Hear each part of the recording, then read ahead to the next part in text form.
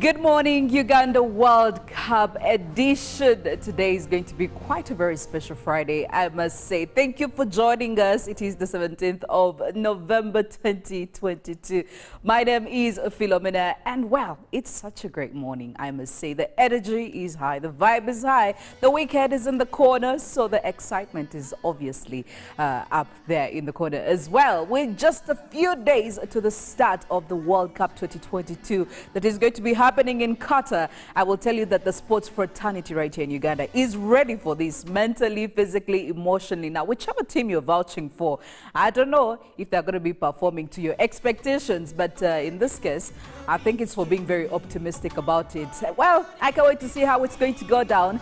And I want to tell you that today, all the way till 9 a.m., it's going to be a sport discussion. World Cup, looking at what happened, who is going to be doing wonders, who is expecting who to do what.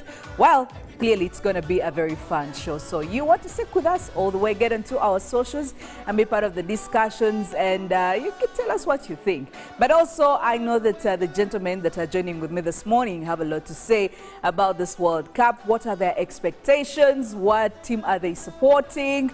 I would really love to know. Robert is in the house this morning. I also do have Felix and Kunda. Robert, good morning. How are you doing? Happy Friday. Happy Friday. I'm very happy. This is a unique weekend because we are going to see the opening of the World Cup 2020. So it's very, very unique. Yeah. And unique in a manner also that you're going to Broadcasting Corporation, that is UBC TV, will be broadcasting these games. So contrary to some time where people could fail to watch this, or for security purposes, you can be at the comfort of your home and you'll be able to see this. But also, there is so much excitement I've come to notice about this time's World Cup. I don't know, maybe because it's a bit nearer. And we have so many Ugandans that have migrated to Qatar, you know, yes. Most of the youth. There are so many, if you look at a number of social media platforms and you see there are so many young Ugandans. I don't know what they're doing in Qatar, but they're there. Some here, they work in restaurants, others clean water, others, but there are so many. So they have also put more vibe for Uganda here because they try to take a bit of some things showing at least we are in Qatar, but also maybe the ghetto kids also in one way or the other spice it up. But me, I'm very excited. Yes. Of course, I don't support any team from Africa because reason much as I'm an African, yes, I love this continent. I'm not going to go for teams I know that it could rain soda for an African country to take the World Cup. What if they Cup. Surprise you? What if they actually they really outperform The analysts are coming and they will tell us. You know, in sports, they have what they call history. You know, they have this, they give you this year, that year, the chances, this team, now it could be.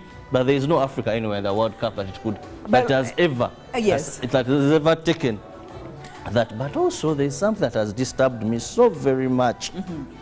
Yesterday, I was watching a number of international channels. Yes. News channels, Sky News, I watched CNN.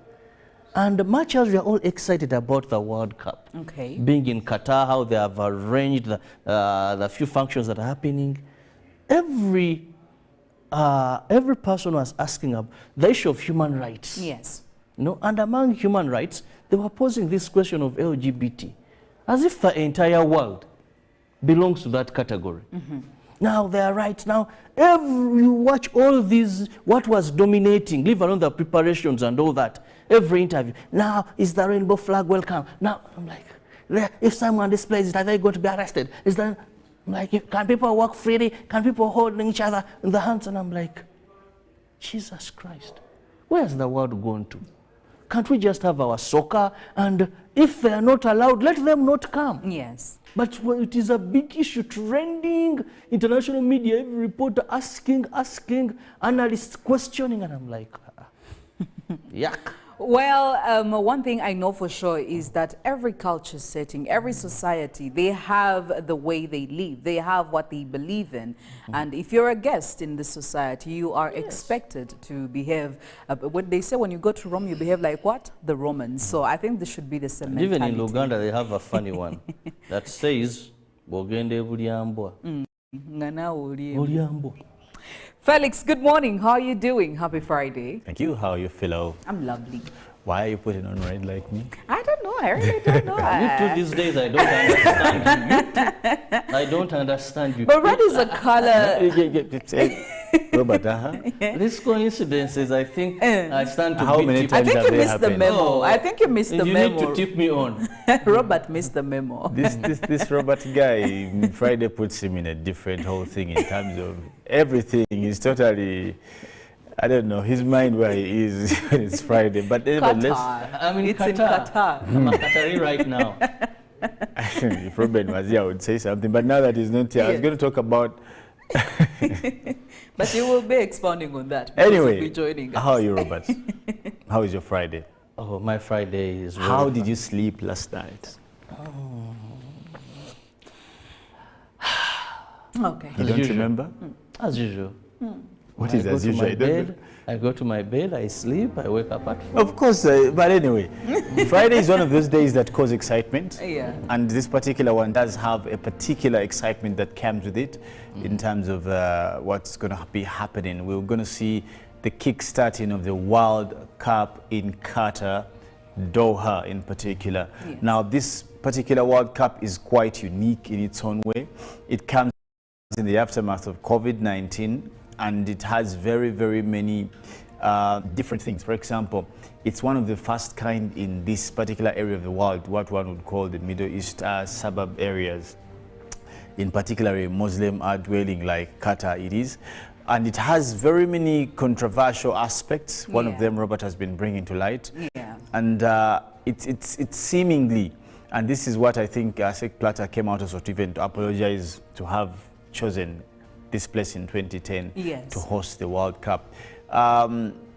There's quite a lot of history that we expect to be made in this particular World Cup. If you look at the lining of all teams, starting from the most recent winner, that is France, you find that most of the people who did help it win the World Cup previously have not been called to play in this particular World Cup.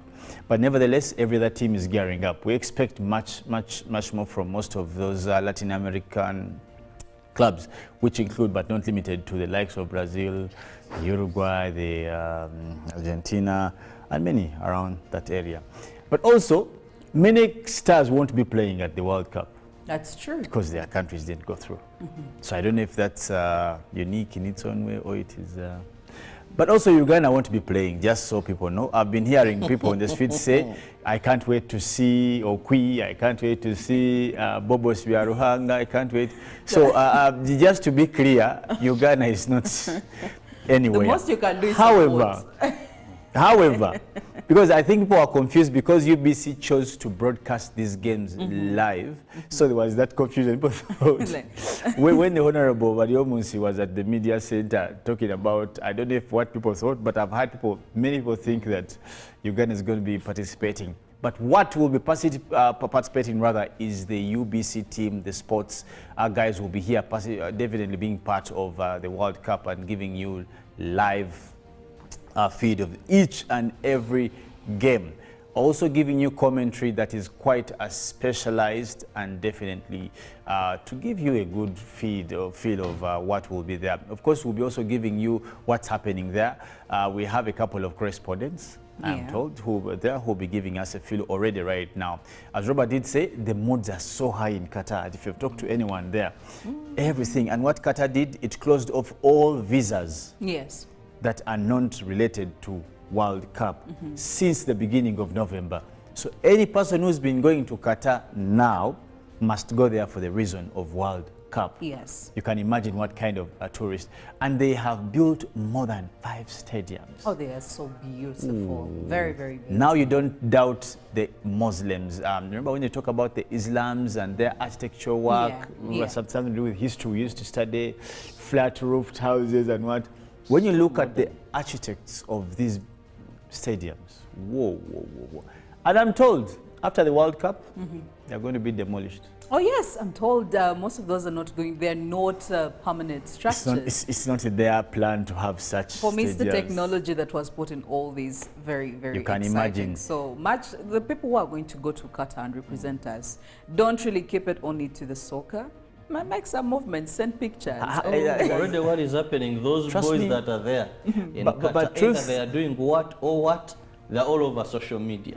Well, posing. Regardless of that, these are also countries, we must caution you, that are very strict on many things. Yeah. Yes. I have personally been to that country, and trust me, you don't just bring your nyanga like you do in Kampala Road and what. Confusion. You will be arrested, I tell you.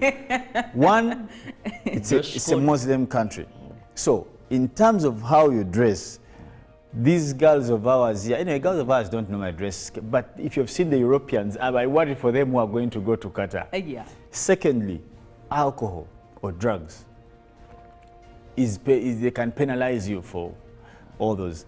And of course, but I hear was something called one of the officials who said they have set drinking zones, particular areas. Drinking zones, but have you seen how they look? They are. You should. I know even at the airport they are there. But if you see, like it is so. Booze is around there. Well, it is good morning, Uganda, and this Friday we are all about the World Cup 2022 that is going to be happening in Qatar, starting on the 20th of November, with only just 2 days to go. How ready are you? Well, UBC is at least playing their part, and they will be broadcasting all these games live, so you don't really want to miss an opportunity like that. Well, we'll be getting into this discussion as we go on, but for now, we also have to get back to the news spectrum, what has been happening, both locally and internationally. And we'll begin with His Excellency, who met a number of people from the Indian community, and 99% of Ugandan products will access the United Kingdom market next year without taxes. This was revealed by UK Trade Envoy to Uganda, Lord Dola Poppert, during the Afro-Indian Business Summit held at Speak Resort, Munyonyo. President Yoweri Museveni, who officiated at the opening of the event, regretted that Asian expulsion by Idi Amin in 1972 regretted that act and encouraged Indians to invest more in Uganda. To celebrate 100 years of the Indian Association in Uganda, the Indian business community converged at Speak Resort Munyonyo in Kampala. They were there to appreciate the current investment climate in the country. Testimony after testimony, Indians reported progress. Ugandan government officials could not agree less with the returns of Indians and repossession of their property being a contribution to the current investment success. Well, of course, still looking at local stories, Kampala market, where we see President Yoweri Kaguta Museveni has suspended all the interim leadership of public markets across Kampala and its metropolitan with immediate effect. This directive follows the president's meeting with Kampala leaders at an engagement held by the head of Kampala on Wednesday, 16th November 2022. Attendance was the Prime Minister, Honorable Robina Nabanja. Wednesday, 16th November 2022, President Yoweri Kaguta Museveni reconvened the Kampala leaders meeting after just 2 weeks when he held the last meeting. Top on agenda was resolving the continued leadership market wrangles around the metropolitan. And moving on, now we look at a section of non-governmental organizations advocating for the rights of journalists want the Constitutional Court to declare the Computer Misuse Amendment Act in its totality as null and void. The 14 filed a petition in the Constitutional Court saying that the enactment of the Computer Misuse Amendment Act is contrary with the constitutional provision, and it is a violation to the rights of journalists, freedoms of speech and expression. Ever since the act was assented to by the president, there has been maximum reactions from the public, some saying it's intended to violate the rights of Ugandans and those using different social media platforms. Thursday, the Human Rights Network for Journalists Uganda chapter forwarded this case, and they said government and courts of law must ensure that this law is declared null and void. Police in Kampala Metropolitan have recovered a gun and 22 rounds of ammunition from the pit latrine in Chideka, Kampala suburb. The police spokesperson, Kampala Metropolitan Patrick Onyango, has confirmed that this gun was stolen on the 14th of November 2022 at night from police officer's house in Chideka. One suspect, Onekalit John, aged 34 years, a resident of Kamocha, Salo, was arrested. And crossing over to the international stories, Nancy Pelosi, who has led Democrats in the U.S. House of Representatives for almost 2 decades, has announced she's standing down from the role. The 82-year-old is the most powerful Democrat in Congress and the first woman to serve as Speaker of the House. She will continue to represent her California district in the lower chamber of Congress. It comes as Republicans are projected to take back control of their House following the midterm elections. Now, Republican Kevin McCarthy has won the party's nomination to be Speaker in the new Congress and is likely to succeed Mrs. Pelosi. Now, Mrs. Pelosi will serve as Speaker until January when a new Congress takes over and will remain in the seat she first took up in 1987 until January 2025. Now, having conversations about inflation, Japan's inflation has risen to its highest level in 40 years as a weekend drove up commodity prices already surging worldwide. Now, core consumer inflation, which excludes volatile fresh food prices, rose by 3.6% in October compared with the previous year. Government data showed on Friday the fastest pace of growth since 1982. Now, the Bank of Japan has defined the global trend of rising interest rates, with Governor Haruhiko Kuroda this week reiterating the need to maintain stimulus to support the country's fragile economic recovery from the COVID-19 pandemic. Kuroda has argued above target inflation is temporary and largely the result of global commodity prices. Back to Nigeria, the Nigerian authorities say that 133 million people in the country are living in poverty. That is more than 6 out of every 10 Nigerians. The National Bureau of Statistics has come up with a figure by looking at what is known as multidimensional poverty, where how much money someone has is considered alongside their access to education and basic infrastructure. It was the first time a Nigerian government institution had used this method to measure poverty levels. Now, the Nigeria National Bureau of Statistics said among the key problems were lack of access to health and education, as well as a lack of clean energy for cooking.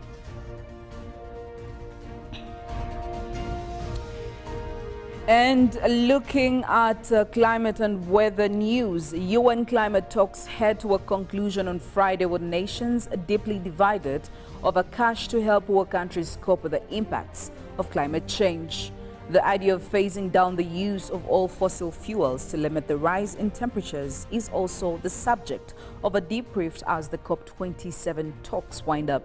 The Egyptian hosts are trying to broker an agreement among almost 200 countries after 2 weeks of negotiations. But such is the scale of division, the talks may overrun into the weekend.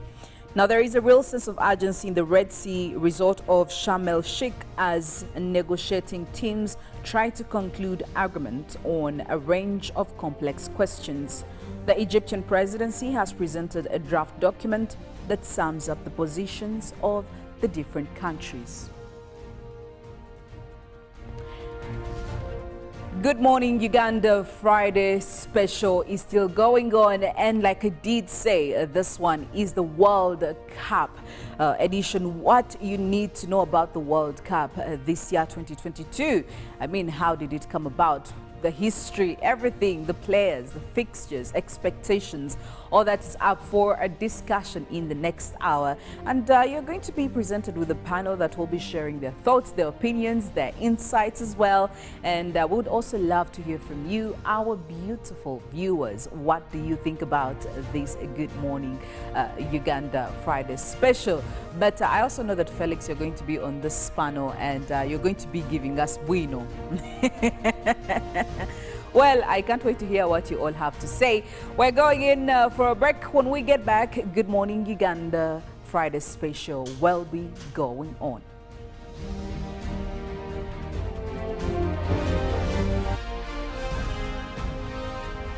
live from UBC Studios in Kampala. This is Good Morning Uganda. Pick of the day on UBC. If I'm looking at issues of taxation and all that, I will definitely run for the Kateshumbas. Okay? Okay. If I look at, if I'm looking at issues of investments and what, I would definitely run. I would definitely run for Dr. Emure Kugonza and Honorable Omara. Okay. If I'm looking at issues of the law, I will run for our very, very own people. I have the Oboso Bosses, I have the Katuntus, I have the Robin Abakojos. So everyone is talented in one way or another. Did you mention Katuntu? Okay? Yes. Is he yours? Yes, he is. Yours as in NRM? He is. Was brought to you by. Simply make a small deposit of 99k and pay the balance mpola. You can pay in daily, weekly or even monthly installments while you enjoy your new phone. So what are you doing today? Visit any MTN shop near you and get the MTN cupboard. That's super easy.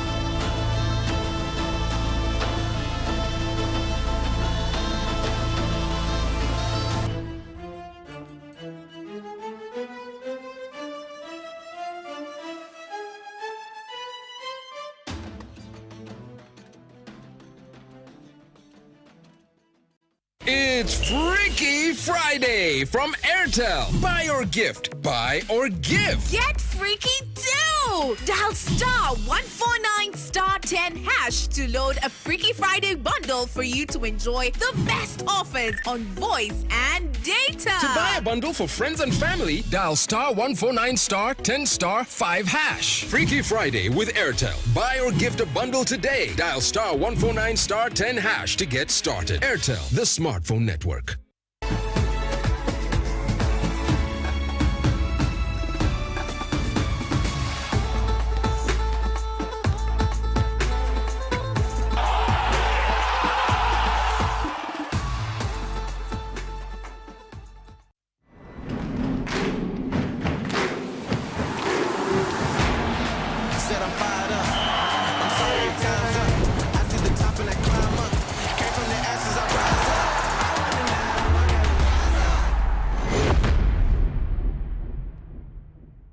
Every waking day is a reminder just how beautiful this, our land, truly is.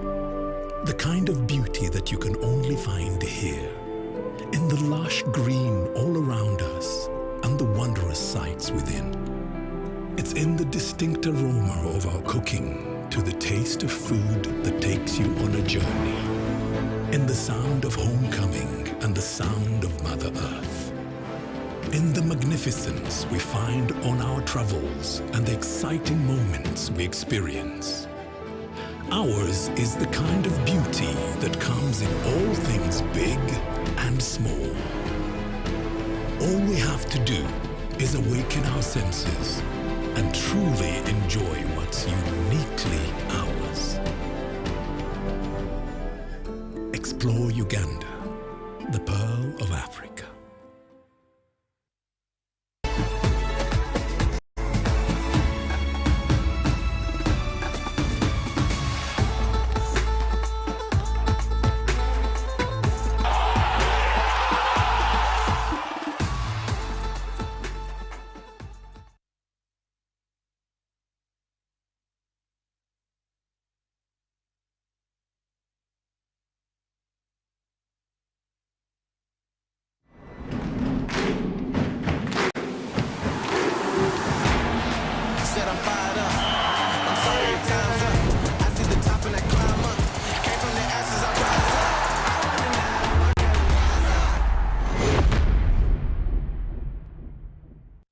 It's Freaky Friday from Airtel. Buy or gift. Buy or give. Get freaky too! Dial star 149 star 10 hash to load a Freaky Friday bundle for you to enjoy the best offers on voice and data. To buy a bundle for friends and family, dial star 149 star 10 star 5 hash. Freaky Friday with Airtel. Buy or gift a bundle today. Dial star 149 star 10 hash to get started. Airtel, the smartphone network.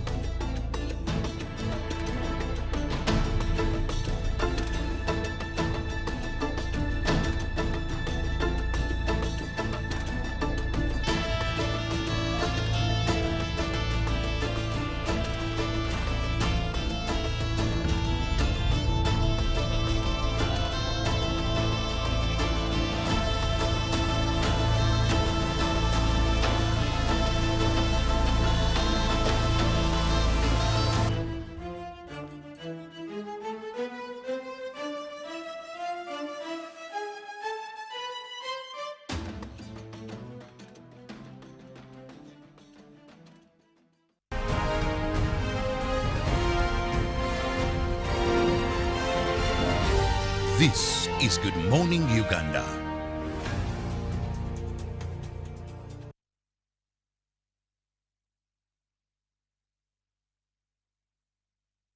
Well, good morning to you all, and thank you so much for waking up with us on this beautiful Friday. It is November, and we're fast tracking towards the World Cup. Now, this particular edition is basically a dedication to the World Cup because we won't be here when it is breaking up, but I'm sure UBC will be there as we do start this beautiful tournament. Now, it's a long awaited for.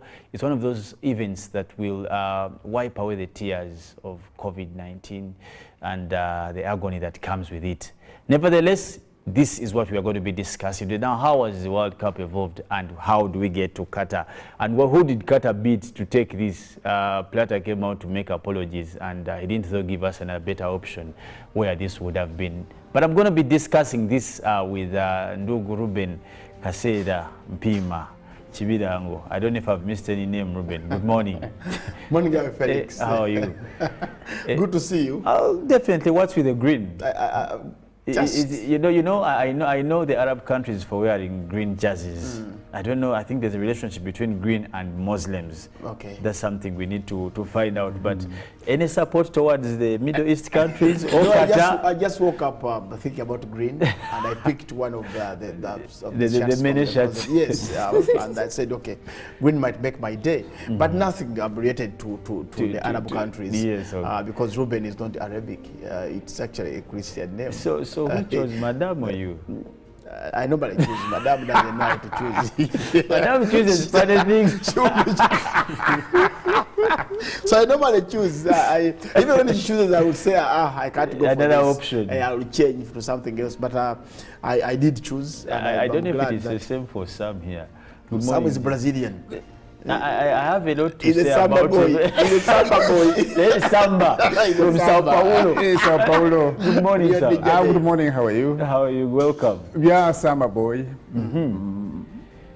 I've been following Brazil for some time. She called me all sorts of names at high school.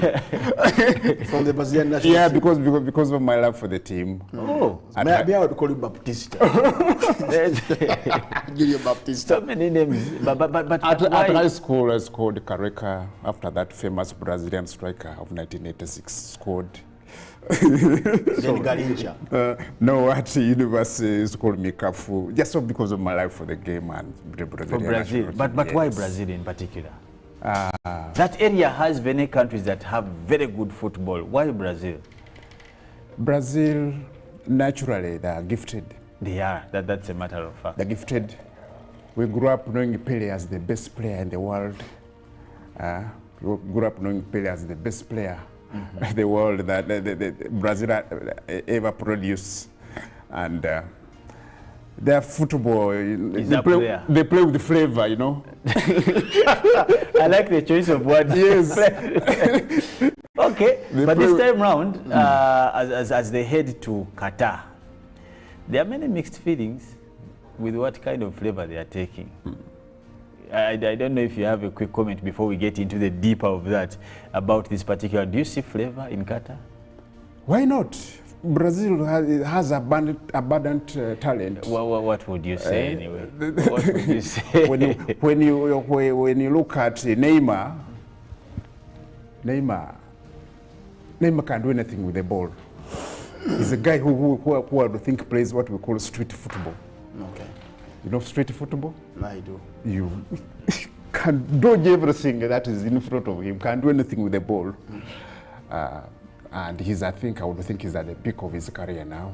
You have the Rodrigos, Vinicius Jr. Coming up. This is the younger generation that is coming in now, because I'm sure Neymar, this should be the last World Cup. And if it should do something really. So Sam and Ruben, we're talking about a World Cup that, you see, Ugandans are so passionate about soccer, at least fairly, we can't say, but fairly, most of them are interested. This World Cup is quite unique, but it does give a reflection of many, many others. For example, the previous one, where we saw France coming out the winner. Many people say that it sneaked its way to the final. The previous one, we saw Germany. No. Well, was it German? Germany, 2014, yes. Yes. Macarena. We saw German, and before that, we had Spain playing Netherlands in the final, 2010, yes. Yes, and the consistency of the kind of teams that come to the finals determines how the World Cup was. But for this particular one, I want us to first stretch a bit back and talk about, and maybe to create a sense of humor. I will start with Ruben, the other side. What was your first World Cup? Okay, per se, I watched some few games in Italia 90. I'll be very honest with you, but it wasn't my the World Cup. The interest was not so. Yes. So my first full World Cup when I was back when I could understand the players and what was US 94. US 94. US 94, yes, when I could know that. And what team were you supporting?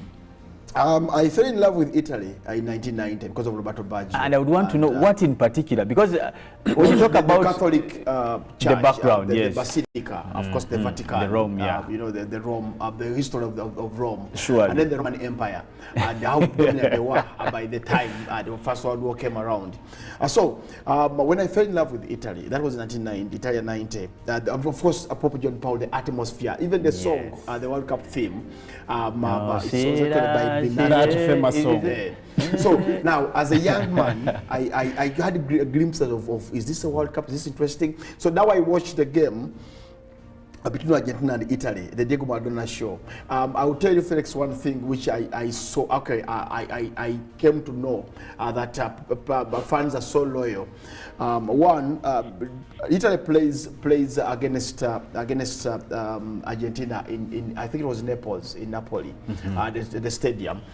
The entire the community was divided. The Napoli fans supported Maradona. They wanted him to win against their team. And then at the epitome of defense, I mean, Italy had a watertight defense, but Maradona could not understand it. He would take on everybody. So I did not watch too much of Italia 90, but US 94, I was sober. Interested. It was interesting. I watched from the first game up to the final game, Brazil against Italy.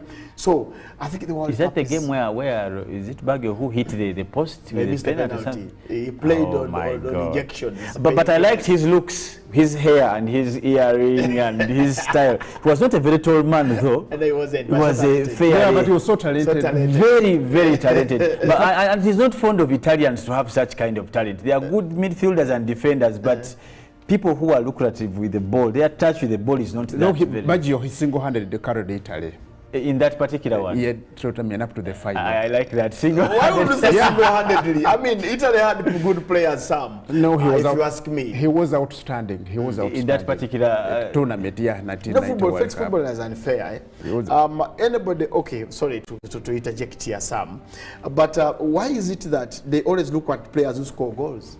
not those who defended. Because that is how a team wins. For example, the back four from Gianluca Pagliuca in goal was superb for Italy. Then the back four that had the great Baresi and Paolo Maldini, Billy Costacata and Mauro Tassotti or Alberto Evans. So then you go in the midfield, Dimitri Albertini, Donadoni, Daniel Massaro, and then you praise Baggio because he scored the goals. And I'll remind you, let me give you another example of a game. Remember Brazil against Germany in the final. What would be the use of a good defense if the strikers don't report? No, but we defended well. We did concede the goal. As I would say, we as Italy. Do we win by defending? On the score sheet, they only put goals. Okay, Felix, it's actually a collection of so many actors on that pitch. That's why it's called a team. A defense that would stop 3 international players, 3 World Cup players from Romario, Bebeto. I mean, they were simply unplayable in '94. But Maldini, Baresi, Costacata made sure that they could not allow especially Romario get a goal against them. So why don't we praise Romario? I mean the back four. But between you and me, you know there's always a star of a season. There's always a star. There's someone who must shine out. Yeah, there always single-handedly come out too. And even if you bring it back to these days, honestly, Messi has been in Barcelona, has been playing with marvelous guys, the likes of Deco, the Xavi, the Iniesta. But he stands out. Okay. Every time season has every winning team. You must have that outstanding player, someone who shines. Yes, someone who shines. Actually, I'm told Pep Guardiola used to tell this. The Henrys went there with their Malo from it. Told them every ball you get, Messi. Look at Messi. And you can imagine a star. At that point, Henry came as also at the peak of his. But all of them, the Eto'os, every ball you get. Look for Messi, and that defines being you must stand out.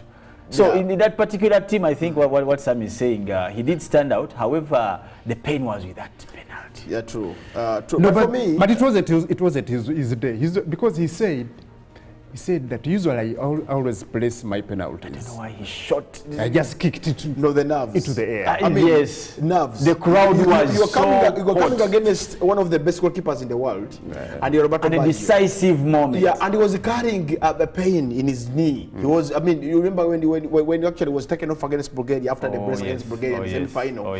Nobody knew that he was going to play in the final. Now, when doctors made sure that he appeared in the final, but under pain, under injections. So the pressure, I mean, Belgium was 27 years at a time. 27 years of age, you're carrying the country on your shoulders, and it's a decisive penalty. And he's playing a country. He's playing a country with that favorite tag on them. You know, this is Brazil playing. Simple opponent. Yes, not the opponent was equally a good one. Yeah. Playing Brazil. So in that particular tournament, Ruben. Away from Baggio, any team that did bring the best of themselves alongside it, because normally we have the famous tools that end up, but sometimes we say, but even if, like, for example, you could say these guys brought on a good show. Okay. US 94, I remember very well. I fell in love with Hristo Stoichkov. He plays there for Bulgaria. And why I fell in love with him, he comes in, he was playing for Parma at a time when he came in for that Bulgarian team. So they play against the world champions Germany. And we all know that it's a walkover for Germany. Now, Germany scored, to make matters worse, the Germans score fast. They score first against Bulgaria. Then all of a sudden, Stoichkov gets a free kick, and the commentator said that he has been doing it in the Serie A. Let's see if he can do it again with his magic left foot. Stoichkov steps up. I think if a producer can get us that free kick, German against Bulgaria, he steps up against 4 tall Germans from Jürgen Kohler to Rudi Völler. There was Klinsmann in that wall, and bends the ball into the net against Bodo Illner, and that is 1-1. Then, as the game goes on, Krasimir Balakov crosses to Jordan Lechkov, and it's goal number 2, and it was the shock of the world. I mean, the defending champions. No one saw it coming. No one saw it coming. Then Stoichkov was outstanding. Then the second player was outstanding. was from Romania, George Haji. George Haji, yeah. Haji, Romania played against Argentina in the second round. Madonna was actually suspended because of with the gifted left foot. The suburb, whatever it is called, the Njaga in football.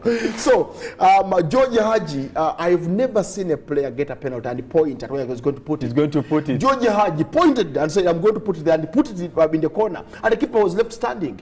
So, Romania plays Argentina, and the odds were against Romania. I mean, who's Romania against Argentina? Anyway, yeah. They have the best team in the world. Yes, minus Diego, but there's Canija, there's Batigo. Canija was on his way out, but there was Batsuta was coming up, who had already scored goals, banged in goals in the group stages.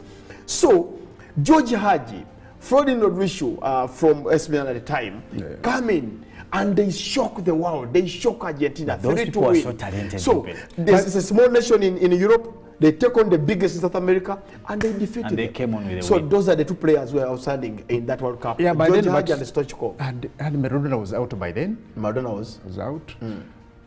And when you look, players like Redondo, you know, say Fernando Redondo, say when you on the pitch, sometimes we get the ball and look around and looking we for we could not see Maradona anywhere. That is how big. And just having said that, Sam, and now leaving Ruben says his interest was 94 US. Sam, which is the first World Cup you watched? And for you, say this one I followed. Well, my first World Cup, I think was in 1986. Yeah. Mexico 86. Mexico 86. The World Cup that I would think belonged to Diego Maradona. It was what brought him to be a star. He had everything at his feet. Oh. My first game was I watched France playing Brazil. In that particular one? Yeah. It must have been a quarter-final game. And that, unfortunately, my Brazil lost to France. And that Michel Platini. Michel Platini. France had a very good squad. They had a very good midfield. They had a midfield quartet, which I would think they still think is the best in world football ever assembled. They had a quartet of Jean Tigana, Luis Fernandez, big-headed Luis Fernandez, you know him. I think he's coach at PSG. He's a big. If I've missed any name, Ruben, good morning. Morning, guy Felix. How are you? Good to see you. Oh, definitely. What's with the green? I know the Arab countries for wearing green jerseys. I don't know. I think there's a relationship between green and Muslims. Okay. That's something we need to find out. But any support towards the Middle East countries? No, I just woke up thinking about green, and I picked one of the mini shirts. Yes, and I said, okay, green might make my day, but nothing related to the Arab countries. Yes, okay. Because Ruben is not Arabic. It's actually a Christian name. So who chose Madame or you? I normally choose. Madame doesn't know how to choose. Madame chooses funny things. So I normally choose. Even when she chooses, I would say, I can't go another for this. option. I will change to something else. But I did choose. And I don't know if it is the same for Sam here. Sam is Brazilian. I have a lot to He's say a Samba about boy. He's a Samba boy. Samba from Sao Paulo. Hey, Sao Paulo. Good morning, sir. Good morning. How are you? How are you? Welcome. Yeah, Samba boy. I've been following Brazil for some time. Call me all sorts of names at high school. From the Brazilian national team. Because of my love for the team. Oh, maybe I would call you Baptista. Julio Baptista. So many names. But at high school, I scored Careca after that famous Brazilian striker of 1986 scored. Then Garincha. No, at university, it's called me Cafu, just because of my life for the game and the Brazilian. For Brazil, but yes. Why Brazil in particular? That area has many countries that have very good football. Why Brazil? Brazil, naturally, they are gifted. They are. That's a matter of fact. They're gifted. We grew up knowing Pelé. Could not stop Maradona. He mentioned about, I think there was a second goal against Argentina. He turned on the center line and Okay, those who want to come near England. him. Second goal against England. Against England in the quarterfinals. Yeah, It was the quarterfinals? Yes. I don't remember well, but he was unplayable. Just imagine Felix. He picks the ball at the center line, and he looked so about 7 defenders. It's almost 7 players, including Terry. I mean, I saw Gary Lineker looking at what has happened. What would I do? And it was like, where are the defenders? Where are they? But looking at Diego, they tried all they could to stop Diego. They couldn't stop him. Because they came in the game knowing he was the one to be played out. He was unplayable. I mean, in the moment they tried tactics of man-to-man, tried to play. They couldn't play highlight. They couldn't play man-to-man marking because you could take on him. He was strong. He was short. So Sam, you're saying? Sorry, you're saying? Yeah, he goes on, takes on, of course, Argentina to the final against West German. Yeah. Well, in the finals, he was marked out of the game. But Argentina went to the yield early through goals of Jorge Villan, of course, and Luis Brown. Then the second half of the game, when it was a 2-2, because remember, Rudi Voller equalized for Germany. So you were watching from where that World Cup? Yeah, I was also interested to know, where were you? I was in Bali at that time. I was in Bali. At home? Did you have the black and white TV? Where would you this game? No. There was not Chivanda. Because 86, Uganda, I'm told, was in 86, but watching out on after the war. Yes, we were watching out on black and white TV by then. Because the war ended in January and the World Cup was in the summer, was in June and July. Yes. So maybe the country was getting back to normal. A bit of stability. And then the Sams were watching the World Cup. Yeah, but I should say I was privileged to have those facilities. For me. Yeah, indeed. So my interest is, where do you watch the game from? That's my interest. That's our interest. No, I watched it at home. Your father might have been a rich man. Affording a TV. No, we have us with the TV. At that time we had one. We had one. On which channel? UBC, UTV by then. UTV by then. So UTV has been doing these things from the 80s. Yes. UTV by then, and who are the commentators? Then the Rubens of that time. Well. You didn't remember. It's guys that still doing it even up to today. Oh, Mark Taida. No, he's asking local commentators, not the foreign commentators, locally here. Because the lady was not with us, it passed on. So who do you remember was analyzing the game by the time? UTV. And UTV, of course, Patu Kirwandaga, I remember. The late Patu Kirwandaga. It brought me so much to the game. I remember him for that. Okay. You know, he would give us the preview of the games. And he was so good at his job. Ruben got a chance to work with him at least. Yeah, I did. He had the opportunity. He had the opportunity. Years, yes. So here's Maradona gets the team to the final. And actually brings down Germany. So the game goes to 2-2. You were saying that the game, but Argentina scored first, then Germany equalized it. Germany equalized. Actually, Germany scored first through Karl-Heinz Rummenigge, that former German striker, Bayern Munich striker. Then Karl-Heinz Riedel or Rummenigge? Is it Karl-Heinz Riedel or Rummenigge? Karl-Heinz Riedel came there after. Came later on. Karl-Heinz was quite young by then. Karl-Heinz Rummenigge was the German striker playing for Bayern Munich. He scored the second goal. The first goal for Germany. Rudi Voller equalized. Rudi Voller equalized, and it was 2-2. Okay. So it was a stalemate. Then from nowhere, Maradona's magic works out now. So where is the magic here? Where is the magic for Maradona? He's marks in the midfield, has no way out. But then he sneaks the ball. A killer pass to Jorge Bruchaga. Jorge Bruchaga, who beat everyone in front of him. Okay. And then Argentina scores the third goal. So if you said that he was marked out of the final, how again did he become player of the tournament? How? Because you did show up in the final, but despite the killer pass. Being a player of the tournament, you know, you don't have to look at the final alone. How have you been progressing through the tournament?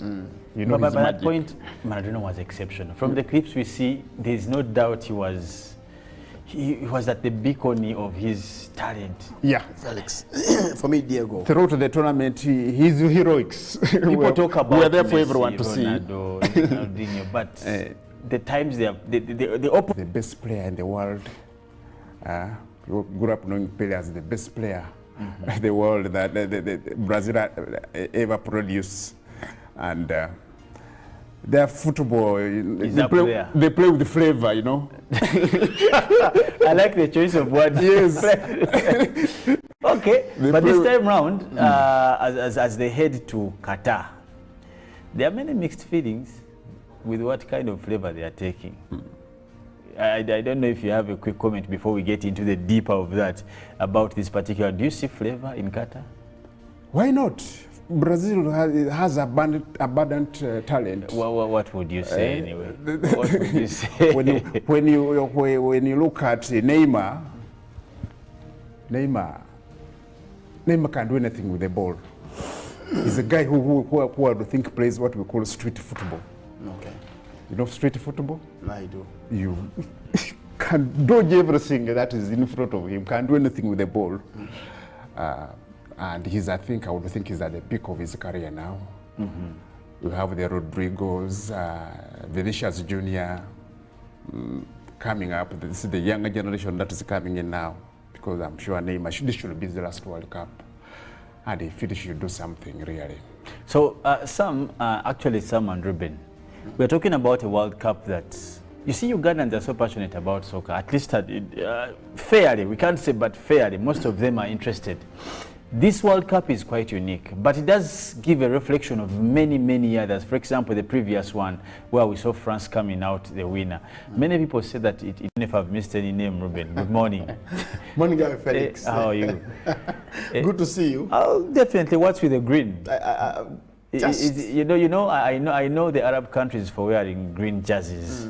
I don't know. I think there's a relationship between green and Muslims. Okay. That's something we need to find out. But any support towards the Middle East countries? Or I just woke up thinking about green, and I picked one of the many shirts. Yes, and I said, okay, green might make my day, but nothing related to the Arab countries. Yes, okay. Because Ruben is not Arabic. It's actually a Christian name. So who chose Madame or you? I normally choose. Madame doesn't know how to choose. Madame chooses funny things.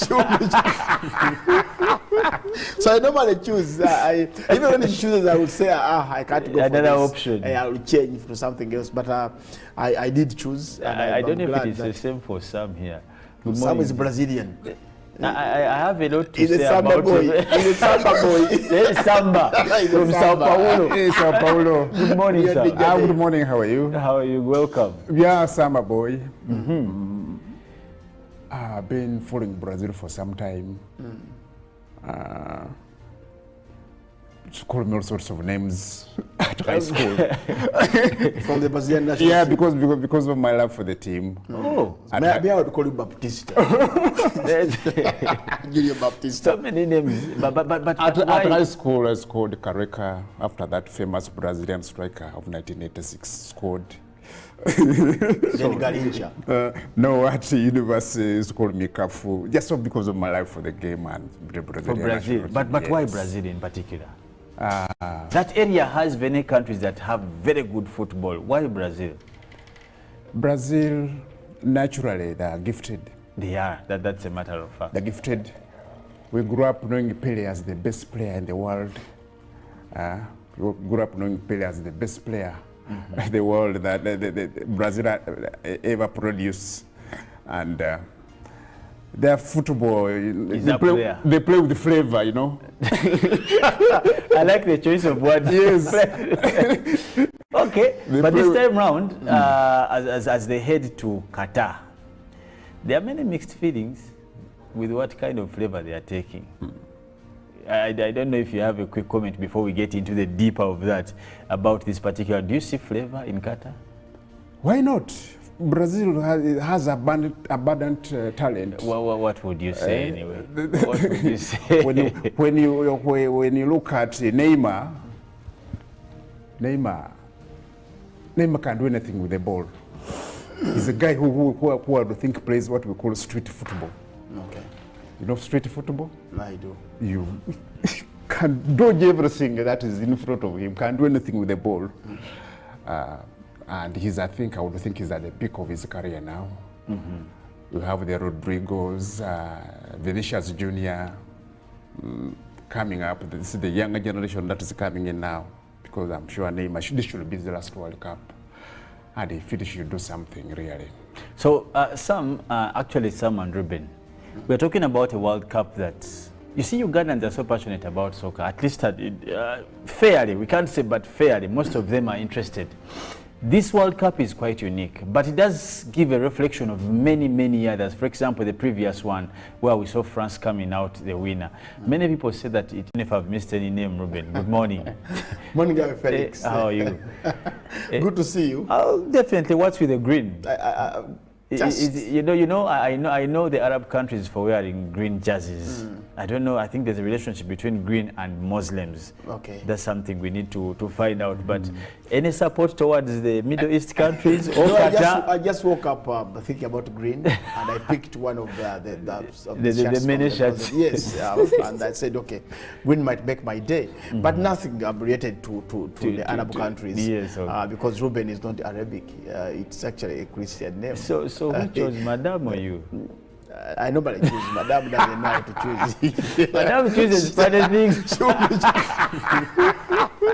So I normally choose. Even when she chooses, I would say, I can't go another for this. option. I will change to something else. But I did choose. And I don't know if it's the same for Sam here. Sam is Brazilian. I have a lot to He's say about it. He's a Samba boy. Samba from Sao Paulo. Hey, Sao Paulo. Good morning, sir. Good morning, how are you? How are you? Welcome. Yeah, got a game against Croatia. In the semi-final. Yeah, against Davosuka. Davosuka. Now, yes. But how about the Croatian team? They had a Croatia was a separate. Croatia is one of those teams that what we call the silent but very. Yeah, it was a separate. Even this particular one. Look, it was a surprise package. Because what I remember about that Croatia team is, the fans thought they will get back home in the second round after first round games. They thought they would not go beyond second round. You get it? But here comes the team doing heroics on the pitch. No one expected. No one expected them to go up to the semi-finals, because I'm told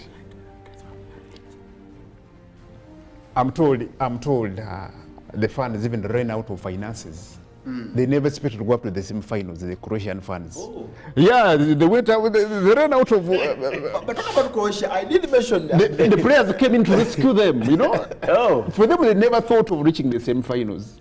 But here we are, with the famous striker. But where was Germany in this particular tournament? The players the German are brought in old players. I mean, the players of 1990 were carried to 1998.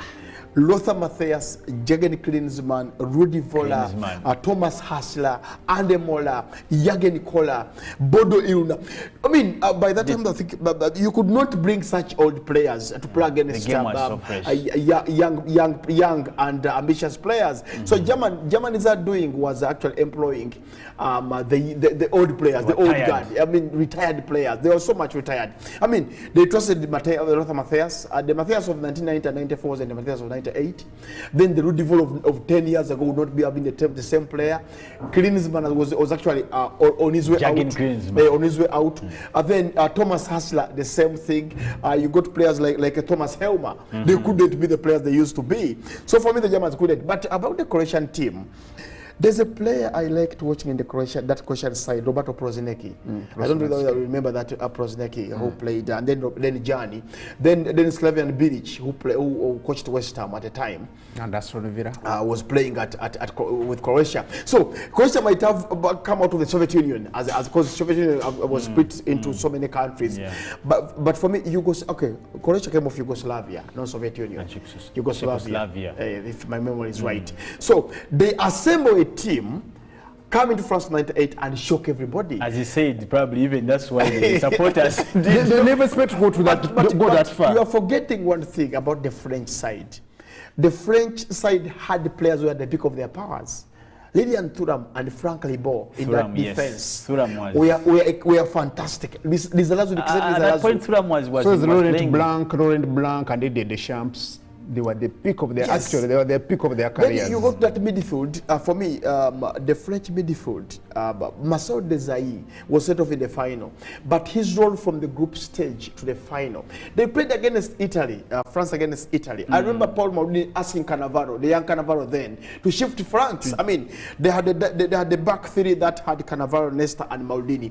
But when Maldini saw that Henry was actually going over Cannavaro, he asked Cannavaro to play with Nesta in the central defense and went to the left back to stop Henry. So they had the young Henry, the younger Trezeguet, they had the Yuri Jokaev in that team, the Yuri Jokaev, and then Stefan Guivac, who was an in and out striker.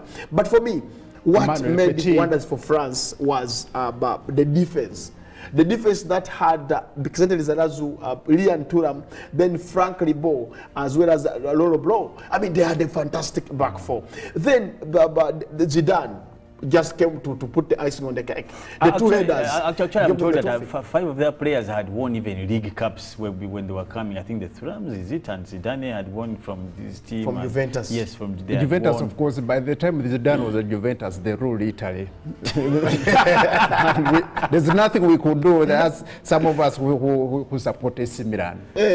No, but I'll tell you. Zidane was so good that if they said, if a Ballon d'Or was just for the best player, if the Ballon d'Or was to be given to the best player, Zidane would have taken it for like 6 seasons in consecutively. Yes. No, but that is so team at Juve, Sam. That's so team at Juve. Just imagine, you have players like Angelo Peruzzi in goal. Then you have Alessio Tacchinardi.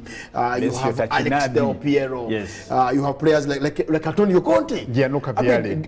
Even Vialli. Vialli actually and Ravanelli were almost on their way out for Juventus, but because Vialli and Ravanelli left for Chelsea at the time, but Juventus had the core. I mean, Marco Giuliano was a good defender.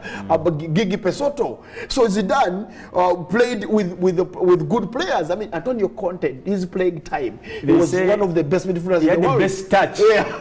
Only compared to the likes Zizou comes up in that Juventus team. Even the Conte himself says, let alone the French players who say when we don't know what to do with the ball, you just look for Zidane. You look for Zidane. He will find out. So did Antonio Conte. Antonio Conte at Juve said, he was everything to us. Just give the guy the ball. If you don't know what to do with the ball, give it to Zidane. Same thing that even Figo had missed the same thing in Real Madrid. The likes of Figo and Higuera. Is it Higuera? Who was a captain, I think, by then. And they say, you look for the man. Hierro, yes. Say, you look for the man. Get the ball. Give it to him. Give it to him. He will plan. No wonder you said Roberto Carlos says all the time. But how come Juventus never dominated the Serie A? I mean, okay, they had Zidane, but there was a team at Lazio. Milan were too strong. There was a team at Lazio. Silvio Berlusconi had invested a lot in AC Milan. They were simply untouchable. Anyway, Ruben, we need now to cross over to 2002. But before we go there, Felix, there's something I wanted to bring up. Between 1990 and and France 98, we had a system that was moving around playmakers. Each team would have a playmaker. They must be the brain of... I mean, even Saudi Arabia had in US 95, I watched a shot 10 for Saudi Arabia. Saidi. Yes, Saidi. I mean, you would see that every Saudi Arabia... The Arabic Maradona. You would get the ball and... So, for me, from the 1990, 94 and 98 produced playmakers. Every small team had a playmaker. Even Cameroon had a playmaker. Today, the game is played around every player. Yes. Everyone. So you would see a coach, like I mentioned about the Berlusconi era at Milan. When Berlusconi brought in two coaches, that was Arrigo Sacchi and Fabio Capello, they could play around Rudy Gullit. Everybody that Rijkaard and Marco van Basten. Yes. So the playmakers would be there. I mentioned about the US 94, where we have Bulgaria had Izisto Stoichkov as a playmaker. You go to Romania, George Hagi. You go to teams like Bolivia, Marco Echeverri, who was the playmaker for Bolivia. You go to Argentina, Diego Maradona. You go to Brazil. I mean, teams were built around players. You have someone to start the game. And they would not disappoint. playmakers, unlike Neymar today, Neymar is a showbiz player. That's he will the not be problem. that player That's you want the him problem. to be. The last playmaker I watched, the last playmakers I watched in the early 2000s was Ronaldinho Gaucho, then Rui Costa at Fiorentina and AC Milan, and Portugal. And Portugal. Then we had, I think there were only two playmakers. Totti was starting to deceive in certain games as a playmaker. But football of today, there are no playmakers. Nobody can be, you cannot build around a team around one no particular one carries player. a team. That's what I said earlier. And that is why the number 10 jersey is misused, I would think. That's a very good comment. Yeah. Because you remember people like the likes of Bankup. If Bankup stood in a game, wow. Ronaldinho stood in a game. The Veronas of this world. That number 10 jersey used to go to playmakers. Yeah, only playmakers. Zidane. Because we have even our Mutebi here of KCCA. Yes. He said, I will not give him my... there's nobody who deserves that shirt here. That's an old-fashioned thinking. We have got... No, he's very right. He's very right. Who do you give it to? That shirt belongs give to to playmakers. No, the games have changed. Sam, we have changed from playmakers to what? To total team play. To box play. I'm looking at the number 10 jersey. And whenever we know, previously, whenever we went to a tournament, for us, we would look for number 10. Number 10. Yes. That's the man who carries the team. Yes, that's true. That's true. But anyway, lately, the challenge... I saw Ganas put on number 10 at Arsenal. Who was fighting for number 10? I said, what is Ganas put on shirt 10. That shirt is for Dennis Williams. Yes. Was it France, Sidney Gouvo, donning the shirt 10 for France, Sidney Gouvo? Anyway. But anyway, crossover now to the 2000s, Ruben. 2002, we see another fairly interesting. That was Japan, was it the one? South Korea, Japan. South Korea, Japan. Yes. It was seemingly interesting. I remember the challenge of those games was the time. Those games were being played. Was it so either so early or so late? 7 to 9, then around 2. In the morning? Yeah, I remember at office, working that time, we would go with the TV. TV was a must. Some of us who liked the game. TV was a must. We used to miss those games. Yeah. School class. So you would go up to these radios, which used to place next. Would run and hear, listen. Most of course. But for me, by the time the games began in the afternoon, that was the time zone. Time zones, yes. Games were coming at 9 and then 1, respectively, in the afternoon. That 2002 World Cup for me gave birth to the beginning of attacking football. The coach by the time was actually Scolari, who left back home Romario. And the president was on the phone saying, how would you drop Romario? Said, I have a team that can take on anybody. That's true. And I've never seen a team have 5 attackers like Brazil. I might have They had come for the game. He came to win the World Cup. Honestly, and from the first game to the last game, I remember you would see that Brazilian team scored over 4 goals in every game. In the group stages, they had Costa Rica, they had China in that group, and they scored over 4 goals. Every game. Just look at the team that has the attacking quartet of Rivaldo, Ronaldo, Ronaldinho. And for me, I don't see actually. You could hardly stop you. But how could you defend? I remember I saw England suffer with these guys. Ronaldinho especially. Oh my God. I saw Seaman shouting to this guy of Manchester who, what is his name? This man who came to Uganda of Kenya. Rio Ferdinand. He told him, what are you doing? Every time. No, but for me, that person was unplayable. Yeah, they were kicked out by Brazil, England, I think. Remember that famous free kick? By Rivaldo. Rivaldo. You know, Ronaldinho. They had studied Seaman so much. The question is, guys, did Ronaldo intend to score that free kick, Ronaldinho? Yes. Or it was crossing? No, they had the intention of that free kick against England. What I know is they had discovered, usually, they discovered that David Seaman goes over the line. Goes over the line the moment they are taking free kicks. He has a lot of movements.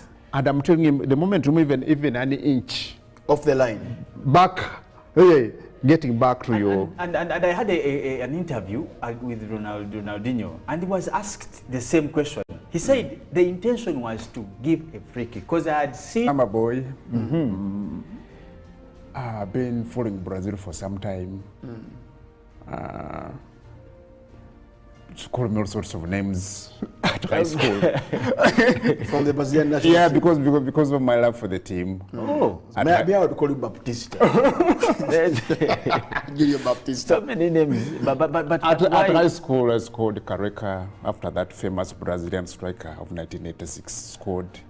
Then Garincha. No, at university, it's called Mikafu, just because of my life for the game and the Brazilian. For Brazil. national But team, why yes. Brazil in particular?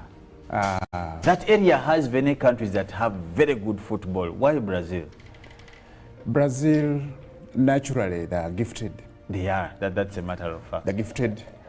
We grew up knowing Pele as the best player in the world. We grew up knowing Pele as the best player in the world that Brazil ever produced. And their football, they play with flavor, you know. I like the choice of words. Yes. Okay, but this time round, as they head to Qatar, there are many mixed feelings with what kind of flavor they are taking. I don't know if you have a quick comment before we get into the deeper of that about this particular. Do you see flavor in Qatar? Why not? Brazil has abundant talent. What would you say anyway? What would you say? when you look at Neymar can do anything with the ball. He's a guy who I think plays what we call street football. Okay. You know street football? I do. You can dodge everything that is in front of him, can't do anything with the ball. And I would think he's at the peak of his career now. You have the Rodrigos, Vinicius Jr. Coming up. This is the younger generation that is coming in now, because I'm sure Neymar, this should be the last World Cup. And if it should do something really. So Sam and Ruben, we're talking about a World Cup that, you see, Ugandans are so passionate about soccer, at least fairly, we can't say but fairly, most of them are interested.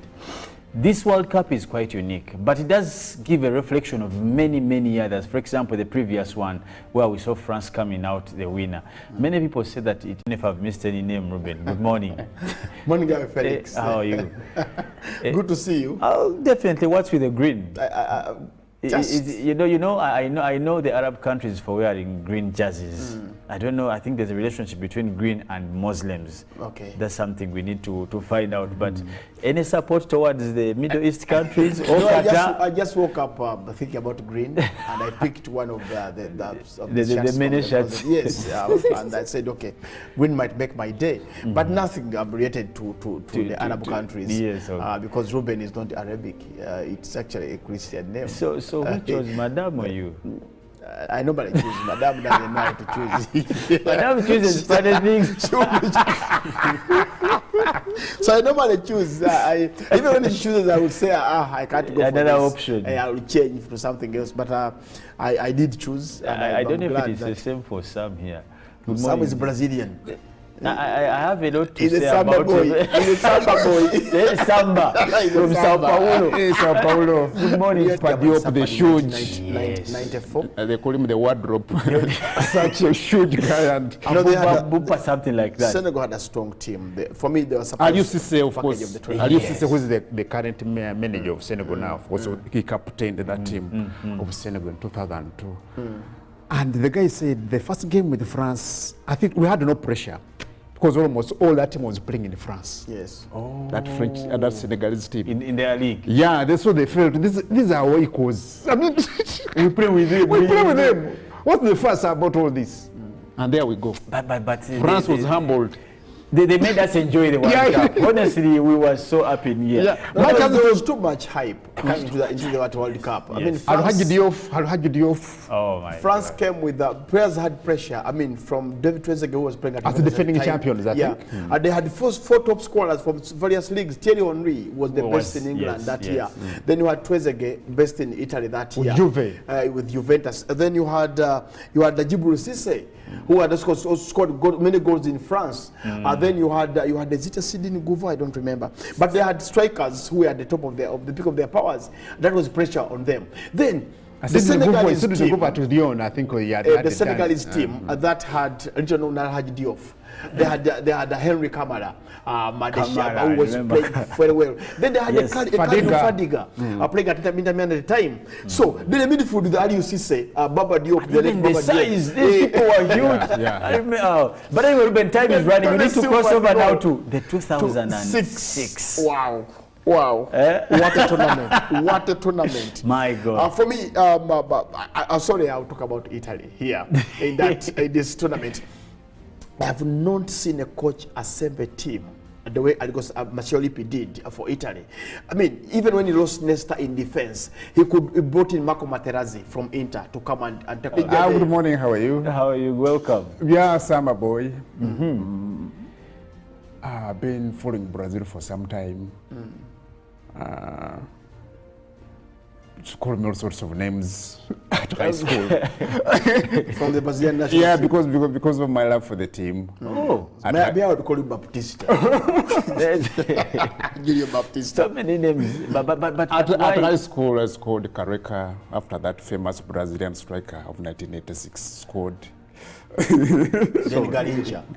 No, at university is called me Cafu, just because of my life for the game and the Brazilian. For Brazil, but why Brazil in particular?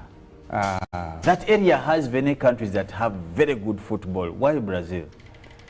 Brazil, naturally, they are gifted. They are. That's a matter of fact. They're gifted. We grew up knowing Pele as the best player in the world.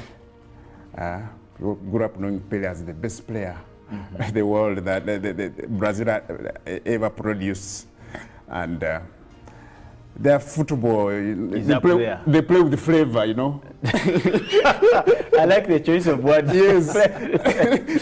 Okay, but this time round, as they head to Qatar, there are many mixed feelings with what kind of flavor they are taking. I don't know if you have a quick comment before we get into the deeper of that about this particular. Do you see flavor in Qatar? Why not? Brazil has abundant talent. What would you say anyway? What would you say? when you look at Neymar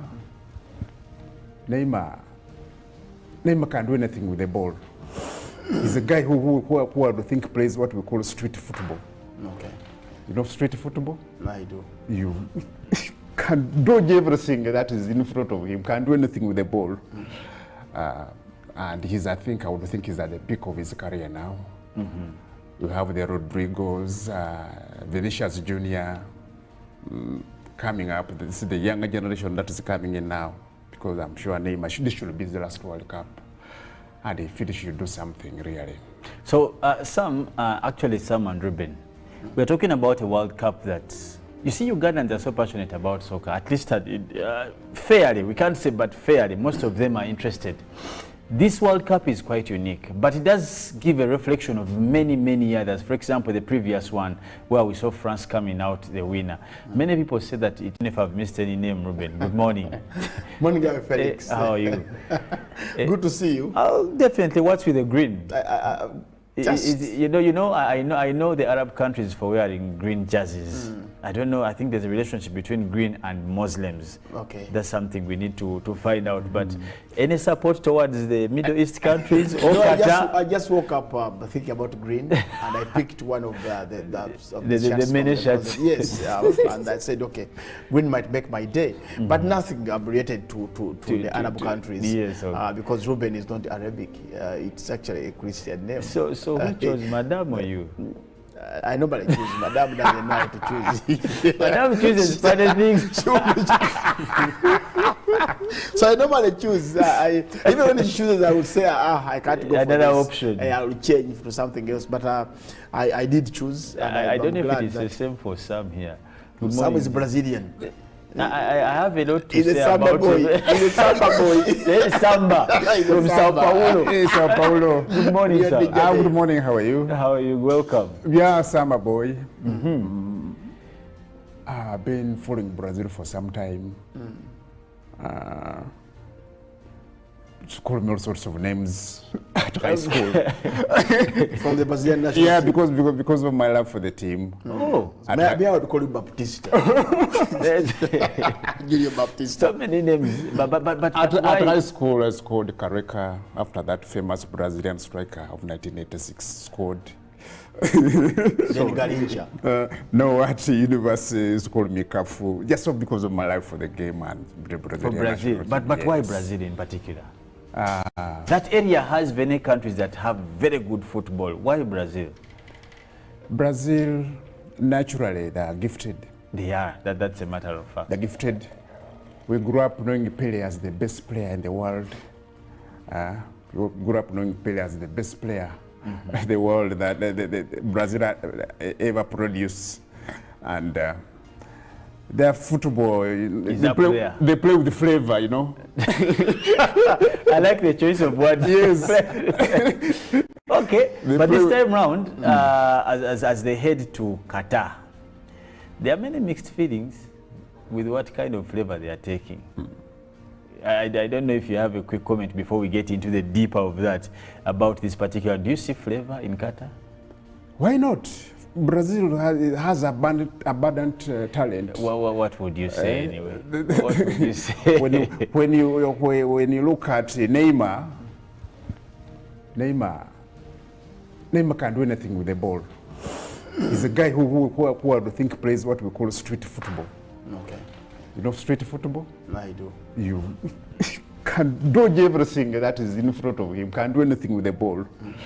But Brazilians have a challenge, and even and that's I don't know why they are most times they are not. I think they don't have that fighter spirit in them. I've not seen Brazilians have that.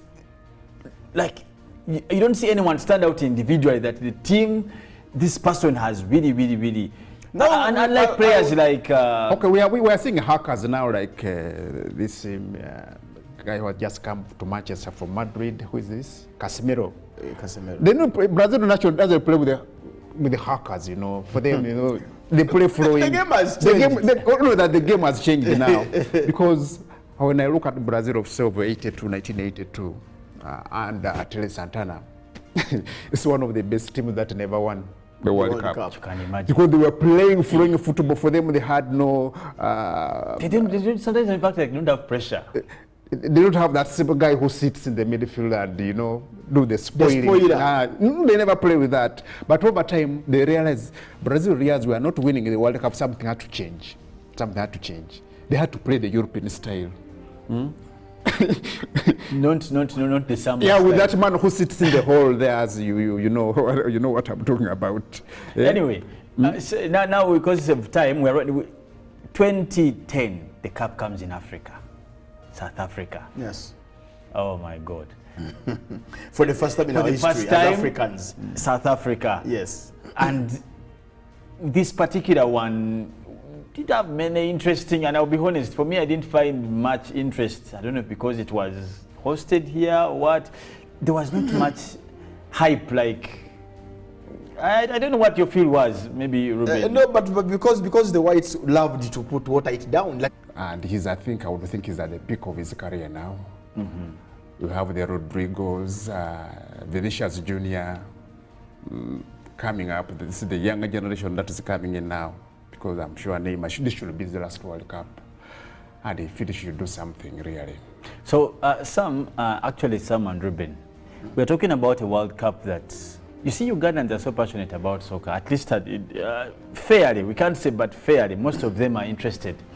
This World Cup is quite unique, but it does give a reflection of many others. For example, the previous one, where we saw France coming out the winner. Many people say that, even if I've missed any name, Ruben, good morning. Morning, Gary Felix. How are you? Good to see you. Oh, definitely. What's with the green? I know the Arab countries for wearing green jerseys.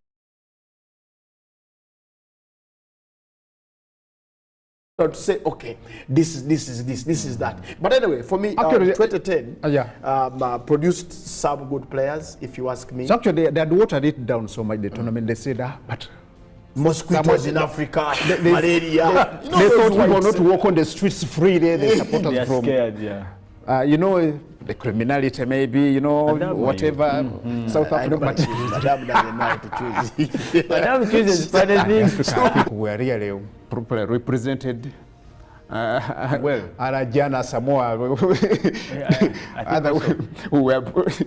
we equally represented well, but in that tournament, Ghana let us down. Would have, but for the first time, which Ghana was going to go. For the first time, we would have got a team at the semi-finals. No, Ghana sneaked its way to the moment Brazil, Italy, and teams like England, Argentina were out. Now it was anybody's World Cup to win. I mean, if you kick out perennial winners, but anybody can take it. So for me, even the game between the Dutch and Spain, what you see on the screen in the final, was there for a taking. Ian Robben, the flying winger, could hardly get over Iker Casillas. I could have to kill off the game. Honestly, not just Ian Robben should have killed off that game. That's why strikers like Ronaldo will always, the Darima, one-on-one. You will just wait for him in the celebration corner. Nothing else. But Ruben in this particular one, you don't know what happened. And Fabregas took the show. He gave two very nice. You saw him with his those visionary passes. That young man. By then he was still at I think Arsenal. He was still playing with Arsene Wenger. But he had very nice passes, over 3 passes that were also meant to give rise of the winning. But this particular game, the Brazils were not present. Well, no, they didn't play hard in 2010. Yeah, so the World Cup was there for a taking, and that's why it's actually doomed to be one of the most boring World Cups. That's what I'm saying. It must be related with the fact that it was in Africa, and the hype was little. The media didn't do enough, and South Africa, being the host of Super Sport, also didn't do enough as expected by them. No, they did their part, Felix. I'll tell you, they did their part, but only that international media let us down. You wait for the World Cup in France at 2026, you will see the hype. Everything was different. You will see the hype. So look at the Qatar is struggling now because the international media is actually against them.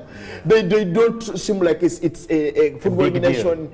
They don't have good stadia. But why did they choose them? That's the question. You can ask Blatter. And now he comes out to apologize, it's saying, about what is this now? Maybe the money caused. The Arabs had a lot of money. So Blatter would not resist that money. But anyway, but Spain coming here, I think they carried the favorite tag without any shadow of doubt that they were European champions. Oh yeah, the game they were playing, the tic-tac game they were playing, nobody would match them. Spain were they are passed to the final. Yes, they were poised to take this tournament. I wanted Spain to face second round to face Brazil, quarterfinal to face Italy, semi to face France. They will never go to the final. Never. The Lebowski with a very rich CV, you know. So some teams are lucky. There are teams which win the World Cup, and they are just now the Brazil team that won the 2002 World Cup. From the second round, you play smaller nations. Semi-final, go to play against Turkey. You win it, but look at Germany. In the entire 90, they played the best teams in the tournament and they won the World Cup. You look at Brazil in US 94, they played the best teams in the tournament and they played the best and they won it. So for me, the French team of course played the best. You face those opponents because they face the said opponents because the big boys didn't deliver. The big boys didn't deliver. That's why they were not on their path. So what happened to Felix? Let's go over to Macarana at 2014. Exactly. Neymar's homeland. It was Neymar everywhere. So what happened to Neymar? Sao Paulo. Sam, you can tell us about Neymar. 2014. Well, the thing is, remember, Brazil has almost taken all their World Cups outside Latin America. Not at home. Not at home. There is intolerable pressure. Intolerable pressure at home when you host this tournament. When they host this tournament. But they especially when they're team. playing in South America. They had a good team. They had a good team, but they could. The thing is, they never take tournaments when they're playing in South America. Most of the 5 World Cups, for your information, they must be away. They have been taken outside. They have been played outside Latin America for Brazil. So in this particular one, where was the mistake? We did get very good football, by the way, from this particular one as well. We did have very, very good football.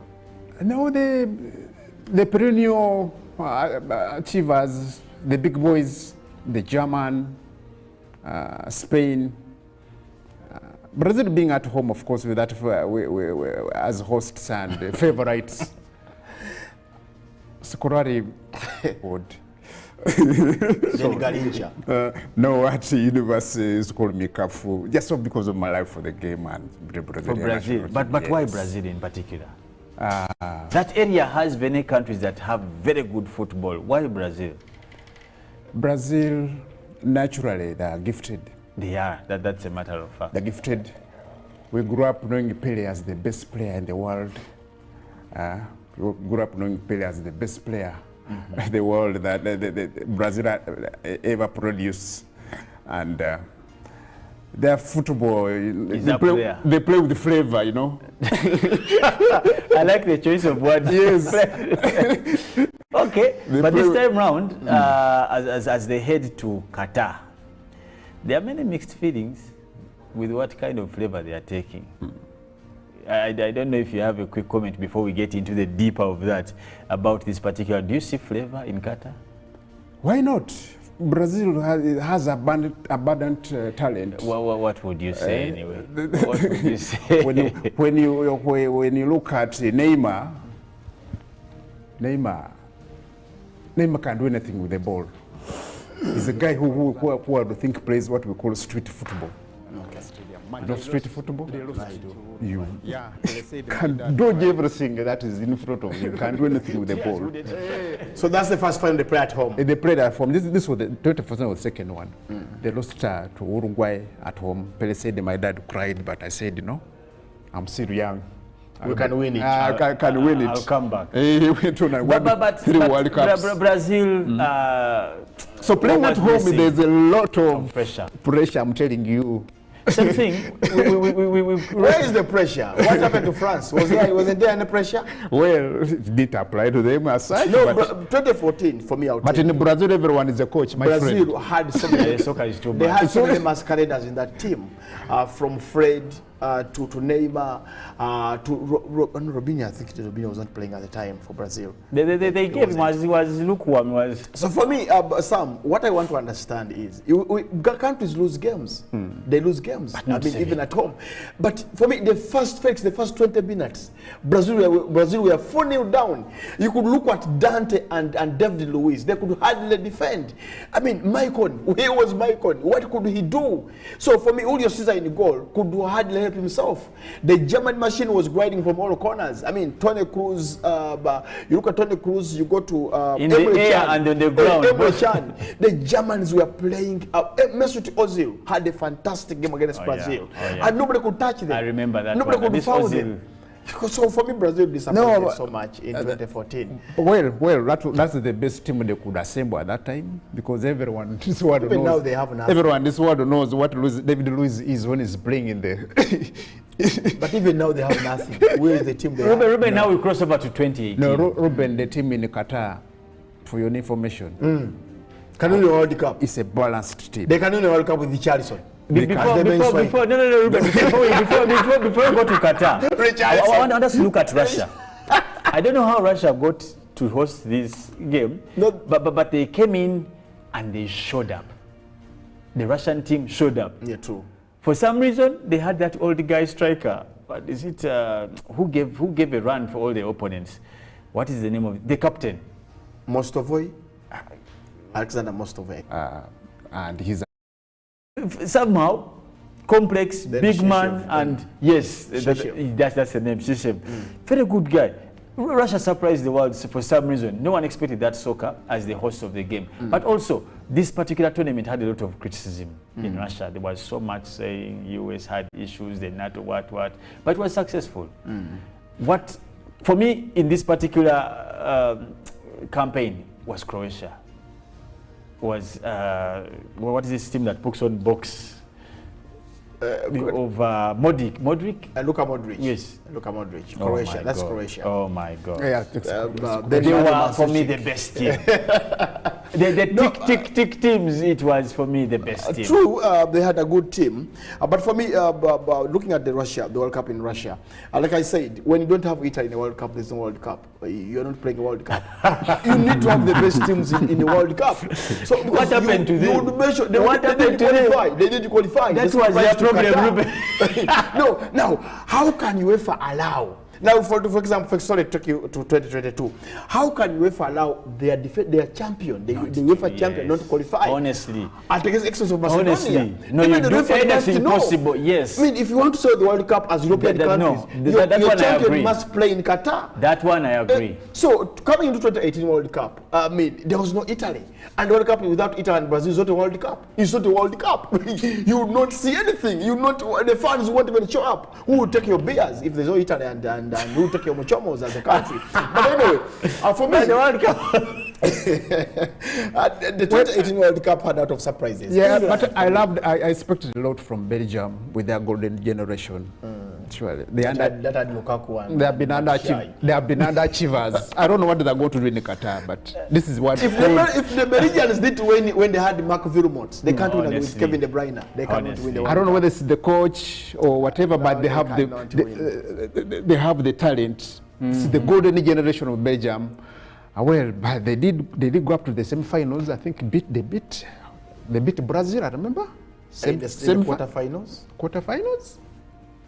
I think. Let me check up. Yes. But I think, for me, the Belgian team. I would have felt I was let down. They should have done better. They would have gone a step further. But there was not much clout of event to pick from this particular one. Nevertheless, for me, the issue was basically, I think most times the hosts come up with the show. I'm expecting to see what Qatar will do. But now we quickly cross over now to Qatar 20. They beat Brazil 2-1 in the quarterfinals. Yes. Belgium. In 2018. In 2018, yes. And then they lost to England. Yeah, they did. They lost to England in the semi-final. Funny. No, they beat England in the playoffs. They beat England 2-0. They beat in the playoffs. Yeah. In the playoffs, they beat them 2-0. Okay, they lost to France in the semi-final. They lost to France in the semi-final. They lost to France in the semi-final. Yes. France to go ahead and win it against Croatia. Crossing over to 2022. We are here back. As I told you, this particular tournament is quite hilarious in its own way. We have the big boys back in the game. Who are the big boys? Definitely the people who have won, who have been won. They win, the former winners are the big boys. And of course, without the Azuri. And the Azuri are not part of the World Cup. And so they didn't do enough. They didn't do enough. They didn't do enough. Definitely. They were not good enough. They didn't do enough. And I think we have consistently now chosen to put them out of the big boys. 2 World Cups without honestly. 2 World Cups without No. I don't know what's happening, by the way, to it, and we must probably form an inquiry. You cannot miss. No, the systems in Italy are not the best systems. I mean, I can imagine the feeling now of the Maldinis. How do they feel? The truth is, Italy doesn't have the talent. They do. They don't have good players at the moment. They don't. Maybe the character. Maybe the character of the players. It works all together. If a team that has Marcus Rashford and Mukasa can qualify. How about a team that has Daniolo, Raspadora, a team that has Marco Verratti? You get. It's just not explainable at any point, because you cannot have a team that has Calvin Phillips, the team that has Kyle Walker qualifying for the World Cup, and you do not have a Spinazzola in the World Cup. But anyway, for me, it's a character. It's a character of those players. Mancini has got to go back to the drawing board, know what Italy wants, go back to the drawing board, go to the academies. If let alone that, but if Jorginho had converted those penalties in those crucial games, the qualifiers. In fact, Jorginho is going to live with this forever. He's the man. Italy is not. Is the man. It's the reason why Italy is not in the country. No, for me, the reason why they're not there is the Nations League. They come into a game against Macedonia with the Nations League at the back of their mind. But remember the game against Switzerland before? Jorginho had to. You don't to win at home. He missed a penalty. Because it was a do or die. Yes, it was a do or die. Penalty. People miss penalty. If Jorginho had this penalty. No, not on such games. There were 2 penalties. Not on such games. Don't take the penalty if you're not sure. You had 3 people in the back. What is this defender's name? Who has been taking penalties? Who's playing 5 for Italy?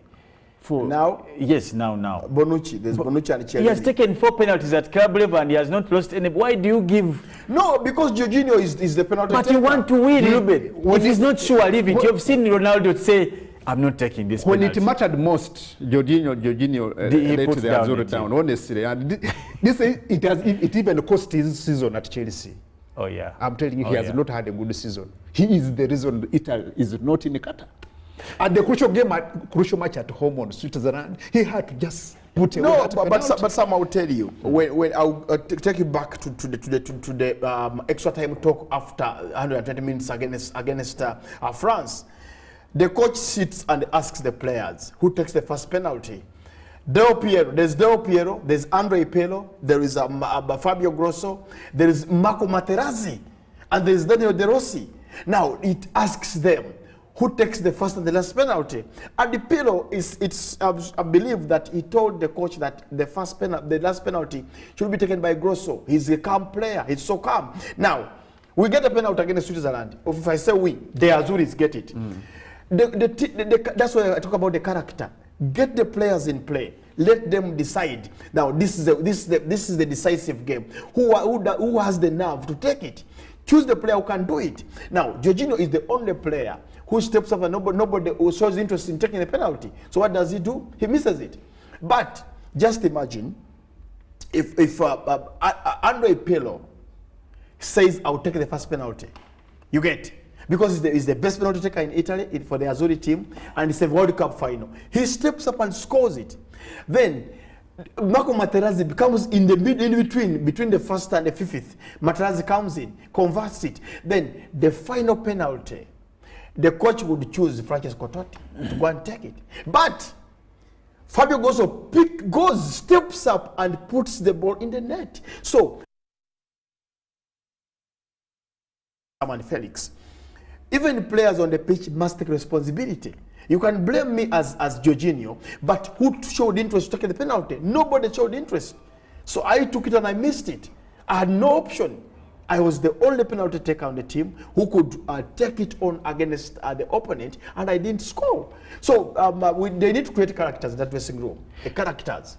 Okay, so it's unfortunate they're not there. So the character ought to be created in Qatar, at least we are sure.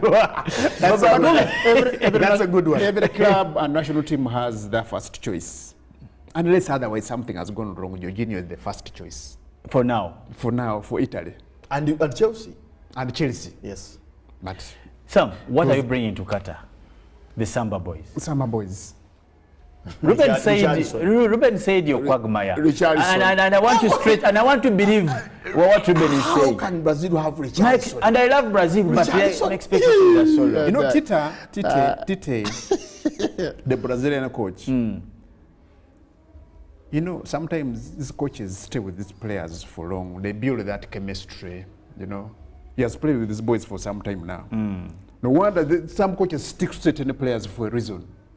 No wonder you're staying with your quiz in the game. That togetherness. There are certain players people feel are better than Richardson. They're comfortable with them. Yeah. There are certain players people feel are better than Richardson, but what does Richardson give to the coach? He does exactly what the coach tells him to do. So he has tried to stay with the team. Away from Brazil, which is your most probable team? You'd say this team I think will do well and this will do well, like maybe 2 or 3 teams. You can you can give one in Africa. What are you highlighting team you think in this particular one, Africa, we can look at this team? Now, if Senegal plays the football we have just seen in the Africa Cup of Nations without money, I think with their players spread all over the place, playing for the best clubs in Europe, I would think Senegal. They can give us they can give us something to smile about. And when I look back, look at France with Kylian Mbappe, I don't know who will stop him. Much as there's a very big and Giroud, the veteran Giroud, but they're missing Kante, the man I might call the water carrier, you know. He's a good player. He's a good player.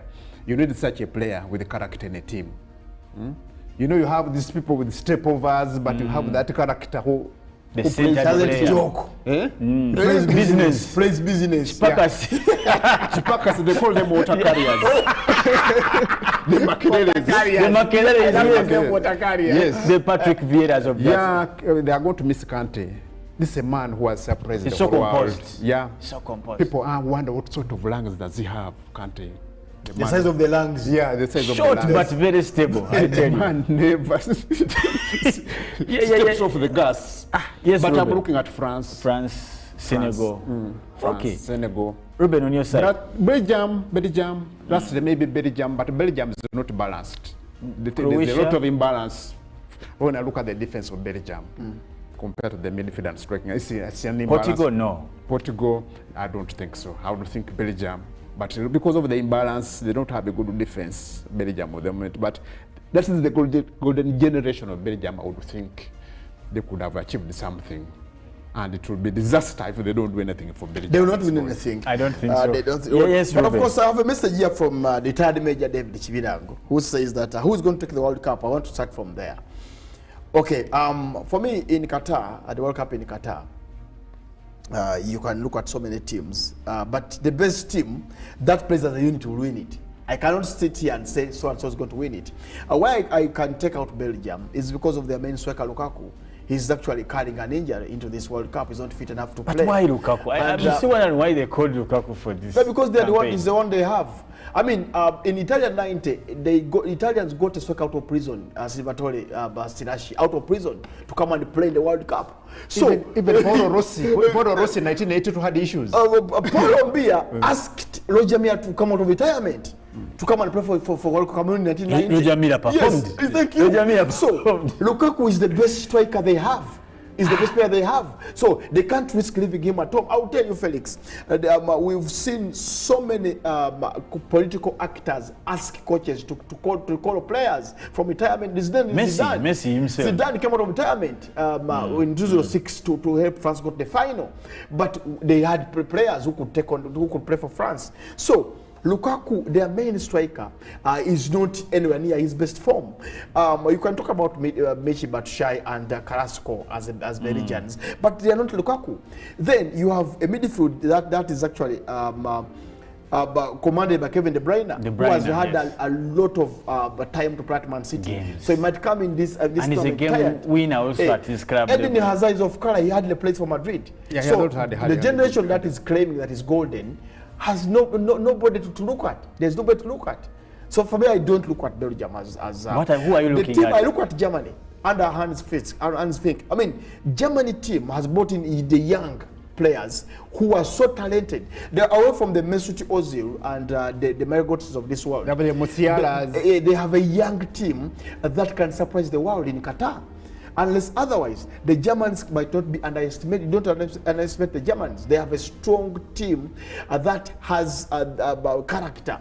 I mean, look at Serge Gnabry at Bayern Munich. But the veteran Thomas Muller might be a veteran of this World Cup. But he's still a good player. You go to Leroy Sané. You go to defenders like Antonio Rudiger. They have a strong team. And then you look at a player like Jonas Hoffman from Gladbach. Yes, he's that kind of player. Then Mukoko from Dortmund, the 17-year-old teenager who has caught the world by storm. So the Germans, Mario Götze also goes back. Those players are so hungry that they want to show that we can do it for Germany, away from the cruisers and the closers and what. So for me, Germany should be looked at as a favorite. Then look at the Argentine team is so balanced. I was going to talk about Argentina. Look at the three Martinez in that defense. I mean, the Manchester United defender that is Martinez, who is so solid. Then you go to Angelo Di Maria at 34. He's still playing well as a player. And you have the GOAT at the head of them. You have Lautaro Martinez as a striker who is coming into this World Cup in great form for Inter. Then you have one of the best players ever played in the game, Lionel Messi, who thinks that this is his last chance World to Cup. Prove. Now, if I think Argentina, may go far. But the Germans might not be underestimated. Ruben, quick one from one of our viewers is asking, what squad does Spain bring to this tournament? Wow. Under Luis Enrique, Spain have come up with one of the best squads, if you ask me. And a younger squad, I should say. Young squad. And for me, the two midfielders at Barcelona, Pedri and Xavi, Pedro, yeah. that's very good for them. I mean, I have watched those boys play. You could, if you watched Iniesta and Xavi play together in that midfield, you think they can match up? Maybe the age, they are still young, 17, 18 and 19, but they have a lot of quality. I've watched them play at Barcelona and they're unstoppable. They are good. You know, any midfielder who's visionary, who plays ball forward. Yes. You just, as I told you, I remember I talked about Fabregas here. That visionary, great passes, accuracy, and they shoot also. So, and ahead of them, they have Antifasu, Anti-Fati, whatever the name. He's a good striker, very young and good. So they can mix in the experience with Sergio Busquets, Alaba on the left flank. Morata up front, I think. Yes, Alvaro Morata. But for me, the midfield is going to be key for the Spanish team. And their backline. And they have a good team. Maybe the balance is not there. That's the Spanish team. They have Eric Garcia, Pedro. They have Sanchez, Rodri from Man City. They have Thiago Alcantara, Llorente. They don't have and the Ramos Spain. is in the team also. Yeah, he's actually been called. The captain for is he? PSG. But I'll tell you, Felix, that Sergio Ramos can come in with experience. But for me, Spain might not win it this time round, but in France. When Pedri and Xavi, quote me, if I'm going to take the people here, if Pedri and Xavi come of age, and with a good coach who understands the Catalan. Because what they're doing at their age now is unbelievable. So if they come of age, Spain will take the 2026 World Cup. They will win it. Because I have seen those boys play.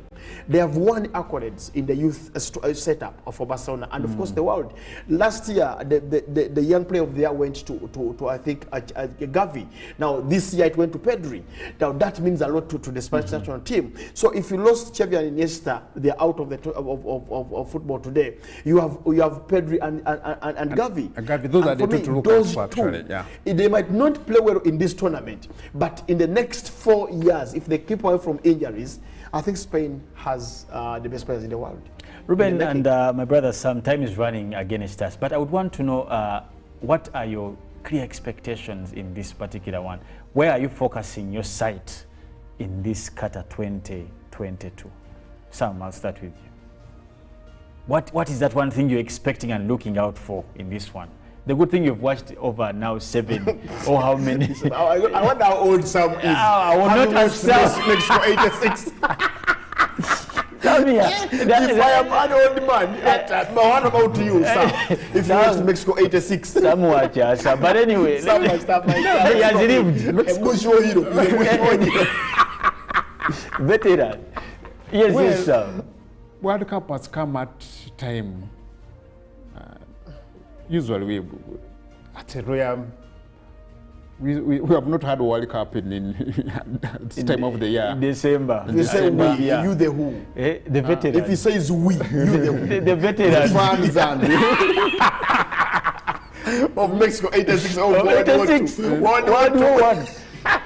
The leagues were just in the middle. The timing is wrong in your opinion? Timing is not perfect. Why? And I think he brings in a very good point, Ruben. We need to focus. Why? Timing is not...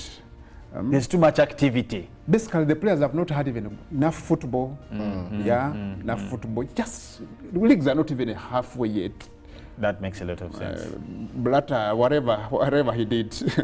Yeah, anyway. But the organization is okay. The oil man has done a lot of work down there. The facilities are superb. Oh yeah. We expect a good World Cup. Okay, for me, when talks about the bad timing, I agree with him. We normally used to watch the World Cup in the summer, when the league is off, the season is off. And now the players are thinking, I have a club career, I don't have to get injured here. I need to. They are going to limit. I need to. Yes, this is my national team, but I have a job that pays me every week. And clubs are also so involved. So when I'm injured, I don't get the allowances. So what do? Do I give my all here, or I don't give my all? That's the question the players are going to be having in their minds. Then secondly, Felix, for me, my attention is going to be on the VAR. It's going to be very, very difficult for referees this time round with the VAR fully in place. I mean, in Russia, VAR was there, yes, but it wasn't too much. But this time around, the referees are going to be at the center of attraction, especially when it comes to big teams. I mean, just imagine a Neymar being fouled, and then the referee says play on, and VAR says no, go and check it on. Neymar has been knocked, and it's a foul. Then the red cards for bad play, foul play, and what. So for me, the attention will be on the VAR, the referees that will be at the center stage. Then finally, the LBGT, whatever they are called, the Turkey hierarchy, not Turkey, the Qatar hierarchy, the Qatar government says we have a culture here. We can't allow rainbow flags into the crowd. Then the people say it's human rights. We are free. We are fans. We can come. So I want to see who's going to win this battle. The rainbow flag, and then the values and values of Qatar. But the CEO of a World Cup in Qatar was very clear. He said our values can't be traded for 28 days. and they have said that. But my name is Hurricane. So I come from England. So I'm the English captain. This is Qatar. I can do whatever I want. Not in Qatar. And he has been clear. and this was from the offset. It's going to be very I don't think it will be tough, by the way, because because tell you what, the investment of Qatar is bigger than the investment of FIFA in this World Cup. So and that's what should take the day. But for me, Ruben, if you want my highlight in this particular one, I expect to see a different tradition of a game, and I think we are going to face the same challenge we faced in South Africa. The world media is not interested so much. I have not seen that. I know that also players will try their best. We have so many over 30 players, over age 30 in this particular tournament. True. So you will see a lot of commitment. Most of them are playing their last World Cup. Yeah. So I expect, but my eyes are on people who have had challenges in their career. Like I'm looking at Ronaldo, poor Ronaldo, the Ramoses are coming in. I think Cristiano. The interview I had with Pass Bogan. Oh my God. Oh my God. You don't do that. You don't do that, Ruben. But before you go, Felix, I did see an interview from Hugo Lloris, the French captain. I liked the way he talked to the media when the French team was leaving for the World Cup. He said, and I quote, that in France we have values. In France we have a culture. We expect every tourist to come in and respect our culture. So as a captain of the French team, of the defending champions, I will not put on the armband that has rainbow colors. If it has been stopped by the host. He says, I respect my country, I respect my teammates, I respect the country as Qatar. So for me as a captain, I will not put on the armband with rainbow colors. So we await other captains like Ronaldo, like Messi. Can they refuse the rainbow? They don't have the Back to the interview. How could Ronaldo, how could he undermine the institution of Manchester United? Undermine the coach in that made him undermine the entire United institution. You don't do that. I mean, if you had left the club, would understand. But why would you go for? Are you a captain of a Portuguese team, experienced player at 37? You've seen it all, and you go. And he takes on his fellow players also in that interview. Talks about fellow players that maybe they I mean, that's criminal. That's criminal. But in the first place, I like that word. Yeah, it is. It is indeed criminal. In the first, and he's lucky that Manchester. He's so lucky. Roy Keane tried it and was kicked out the next day. No, actually, Ronaldo has ashamed this because he's the one who asked him to come back. He has really done him bad. But there's some question somewhere that what if it's Fergie who asked him to do the interview? Maybe. But why did they stop him from going to? It's just a what if. But in the first place, you should have come to Manchester, by the way. But was going to. They said Arsenal. I remember. City. He was going to Man City. But I remember Pierce asking him, "Were you coming?" He said, "Yes, I almost went to Arsenal." Arsenal City. I don't know, but in the interview he says, "I almost went." And Pierce asked him, "How close was it?" Was like very close. So you can imagine Ronaldo in Emirates jersey. Anyway, so what was his next destination? You know? So Sam, your prediction for the World Cup? Here he is. Brazil will take it home. With Richardson, right? What would Vinicius Junior and Richardson. He's going to destroy all. Fred. Anyway, Ruben, any prediction you want to give us? Well, people should watch Germany closely. I think Germany can go far. but Argentina might sneak it. I also liked how Cameroon is handling itself, I must say. I liked the spirit Eto'o is putting in the boys. I saw him send them off, and I was really encouraged. So do you think Cameroon can repeat what they did in 1990? I don't think they can come out of the group Maybe stage, a Senegal of this world can take it far. With Koulibaly in defense. And Mendy in goal.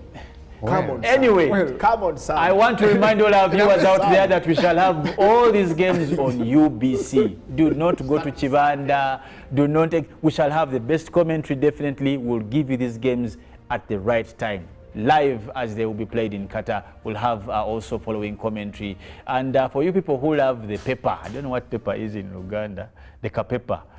You'll be also having the Kapapula boys. Probably you should stick yourselves to UBC so you can know where to put your money in this particular. But definitely stay tuned to UBC because we'll be giving you most of the highlights and how events will be unfolding. But today, being that day where we do dedicate it to, of course, World Cup, I expect your comments to come in relation to the same. Ask questions about any team that is also, of course, present. Who's coaching which team, and what expectations do we have from that side of Qatar? Doha is on fire. We have, of course, live people who are there who are giving us what's happening. The games, the streets are in spirit. These guys are really prepared. They have invested a lot of money. I'm told they're going to demolish these stadiums after. But what is boring in Qatar? That there is no pork. No what? There's no pork. What is boring about that? This is that must be Ugandan. You see Ugandans now, see what they're asking for. It is not on the menu. But and the opaque bottle, they're looking for onyama and opaque bottle. Those ones you won't get in Qatar, but I'm sure you'll get bread and soup. No, they will be at crossroads. And camel. They will be at crossroads with the fans. I'm telling you. It's going to be a hard one to police. So what the English fans? Do they go and enjoy their beer at the German fans? Yes, they put for them a place, particular reserve areas where they can take their alcohol. For those who love the opaque bottle. But of course, I will be coming back with Phil, who will give us probably more details on the environment, how it is in Qatar, in Doha, and the opening ceremony. What is the music expected? You saw the song for this particular campaign. It had, I think, Davido and some other people. So Phil is going to give us all those things, but we must say thank you so much for keeping it with us here on UBC. Thank you, Sam. Thank you, Ruben. Samba boy. The Samba boy. Donned in yellow and green. I love this jazz. I love it. It has been consistent, but let's see the consistency. By the way, there's no one in this world who doesn't know this jazz as the home music. It is the most popular by now. It has been consistent. Everybody in this world knows this. In your own thinking. No way. I don't know. Everybody on this earth knows the yellow I know is in Chadondo, not this. The home jazz for Brazil. I know the yellow in Chadondo. Anyway, thank you so much for watching UBC, and particularly Good Morning Uganda. Now Friday being special dedication to World Cup. I don't tire to remind you, UBC will be airing all the games, and you don't have to move. We have had Butayimbwa, but these games, Ruben, just a quick one, will be happening around what time? We have 6. We have actually games from 4 p.m. Then you have 6 and 10. And 10. That's a good 1 time. p.m. 1 p.m. We have some games at 1 p.m. Yeah, about 6 games. Midday 1 p.m. Then 6. Then 10. Because 1 p.m. 4 p.m. Actually, so the start at 1 p.m. Oh. Yeah. Do we? Is this a good thing, Ruben, for the men who normally use it as an excuse? And it's not a good one. For UBC, so should we blame UBC for bringing the game? There are replays that are played at night. But the problem is UBC now is bringing the game to your sitting room. How do we get out of the house? No, but I might want to watch Germany, Cameroon. But the game is on the TV, my dear. No, but UBC has Ecuador Qatar. You enjoy it with the boys. And watch Germany, Cameroon. You enjoy it with the boys better, you know. No, but also women should also. After the game, we chat for an hour. At 1? Yeah, we chat for an hour and then get home at 2. Felix. Oh my God. Women should let men enjoy the football. It is just for 28 days. They shouldn't follow them up. Even without football, they enjoy. So what's about football? Let them enjoy. I'm not following Ruben. Neither am I following Sam to chat up to 2 a.m. But nevertheless, thank you so much for watching. Let's take a break. Phil will be back to give us more updates and insights into the World Cup that is happening in Qatar. And of course, stay tuned to UBC for all these games, the opening ceremonies, and the expectation of whatever events that will be happening there in Doha and the other stadiums.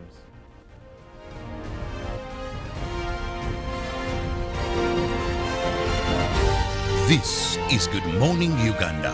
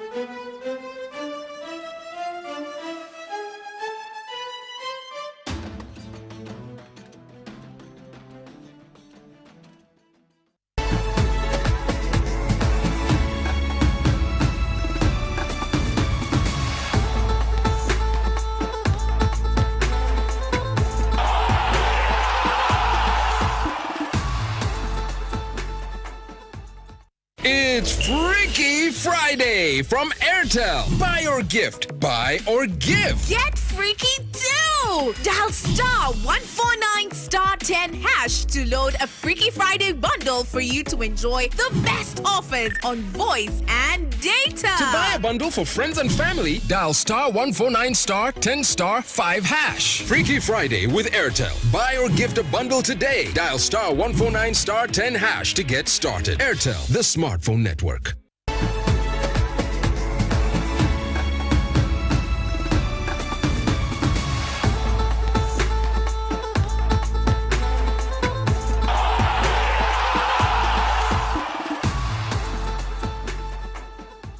Pick of the day on UBC. If I'm looking at issues of taxation and all that, I will definitely run for the Kateshumbas.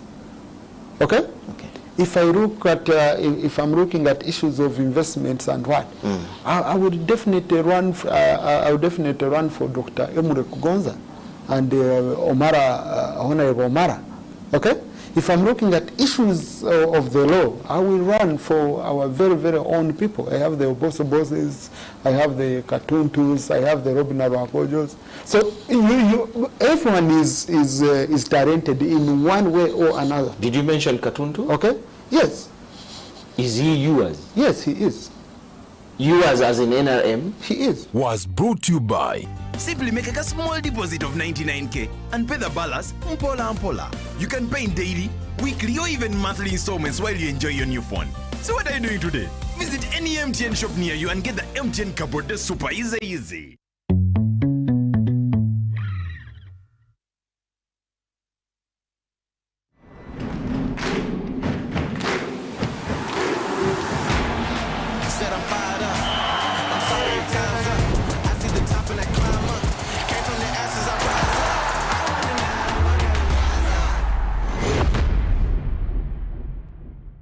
It's Freaky Friday from Airtel. Buy or gift. Buy or give. Get freaky too! Dial star 149 star 10 hash to load a Freaky Friday bundle for you to enjoy the best offers on voice and data. To buy a bundle for friends and family, dial star 149 star 10 star 5 hash. Freaky Friday with Airtel. Buy or gift a bundle today. Dial star 149 star 10 hash to get started. Airtel, the smartphone network.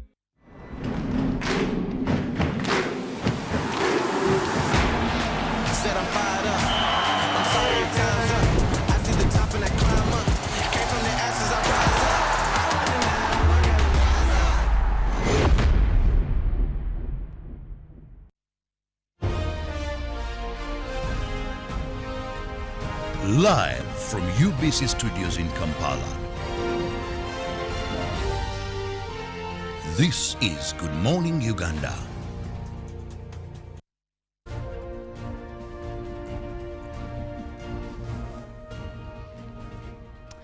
It is Good Morning Uganda Friday special right now, and this Friday it is all about the World Cup 2022. You had the gentlemen when they were talking about what's going to be happening. They've been giving quite a history, but there is one thing I don't agree with what the three gentlemen said. Felix, Ruben, and the special guest, that is Sam. UBC is giving you the coverage. Why are you going to the Chibanda? Stay in your sitting room and watch the match from there. I mean, they're giving you everything right from this the opening ceremony to the very, very last day, which will be 18th December. Now, this is going to be the very first World Cup when to be held or to be hosted by an Arab country. Now, there are very many expectations. There is a lot that has been happening ever since they were, the announcement was made that they had been given the opportunity to host. That was back in 2010. Now, there are a lot of changes they have been making, development when it comes to the stadia. My oh my, the 8 stadia that are going to be used for all these matches, they're very beautiful. They're ready. When it comes to accommodation, wonders. When it comes to the transportation systems, I think the oil people here have really done quite a good job at that. Now, of course, also there's been a lot of controversies around it, especially when it comes to the construction of these, with more arguments being abandoned onto the fact that migrant workers were used but again, it is what it is. Sometimes these things do happen. But starting off with the starting ceremony, now there are very many expectations that are going to that are coming in from different parts of the world.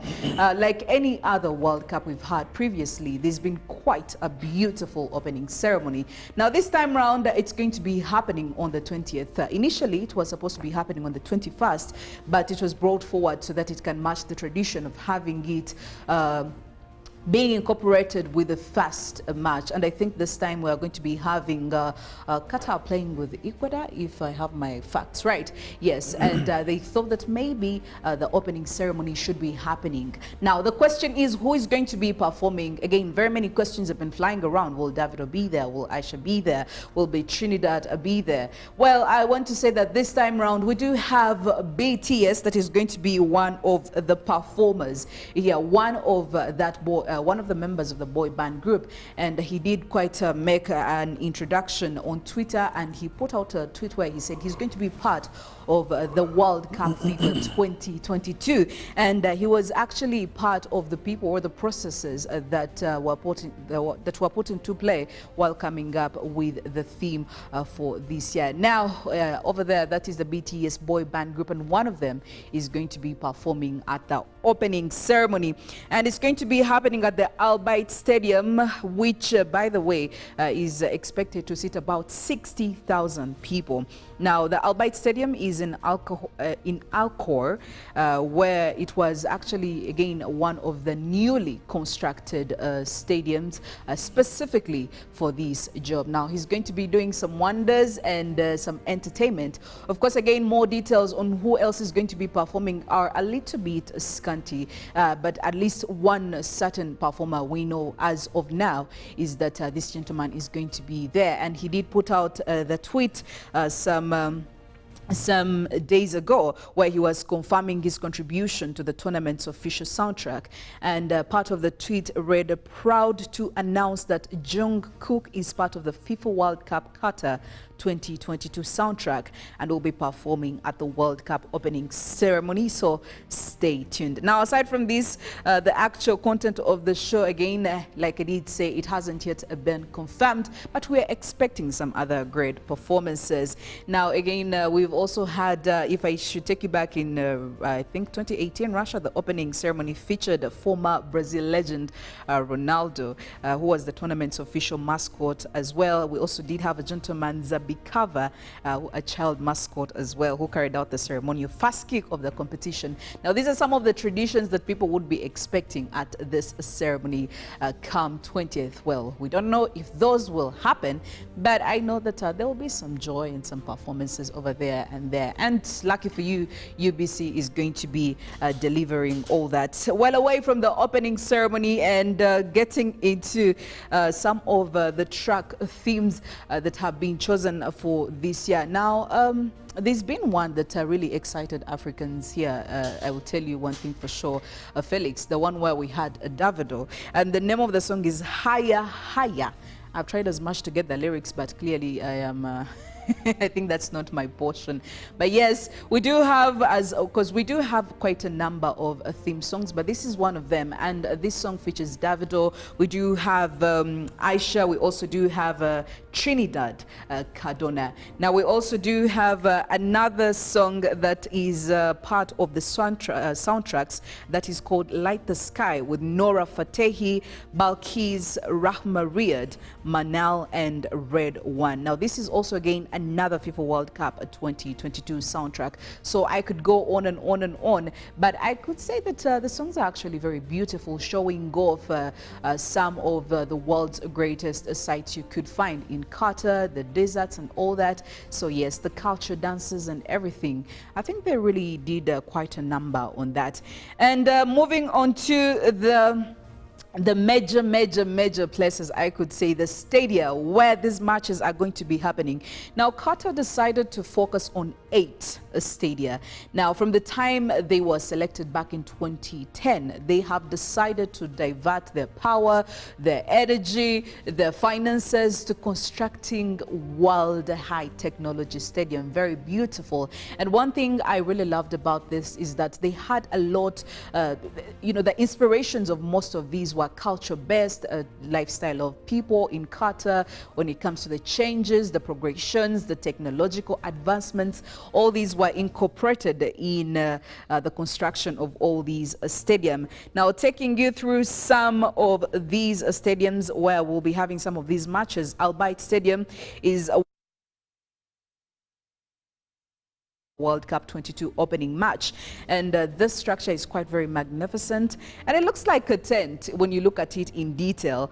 And it's a 200,000 square meter stadium which was inspired by Qatar's nomadic peoples, the Bait al-Shar.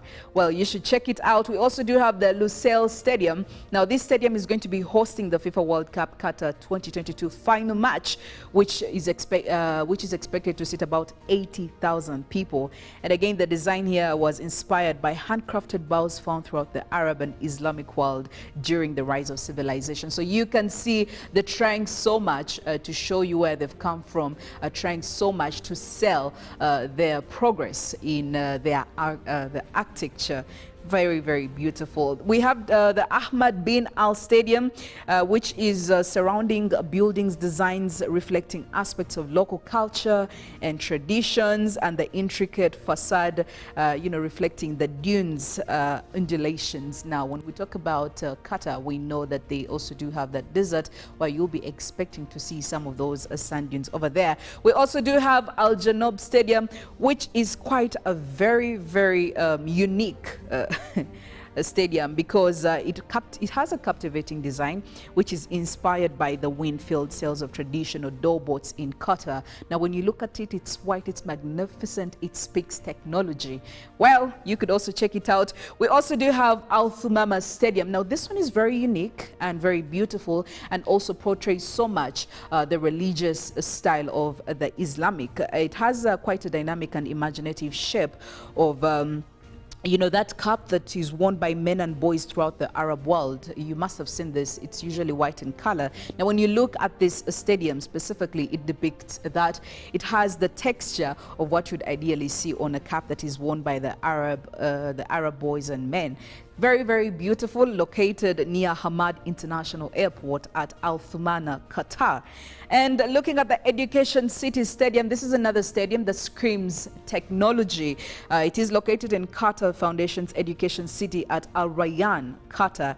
Now, the original concept was produced by Fenwick, Iribarren and Arab, and it's also expected to have a 40,000 seat capacity. It has a cutting-edge design blending in with traditional Islamic architecture. So, the architecture that was put into these stadia clearly shows you that these people decided to incorporate everything they believe in, their ideologies, their religious, their culture. All of that you can see in these stadia. Now, Khalifa International Stadium, this one was actually renovated for the FIFA World Cup 2022.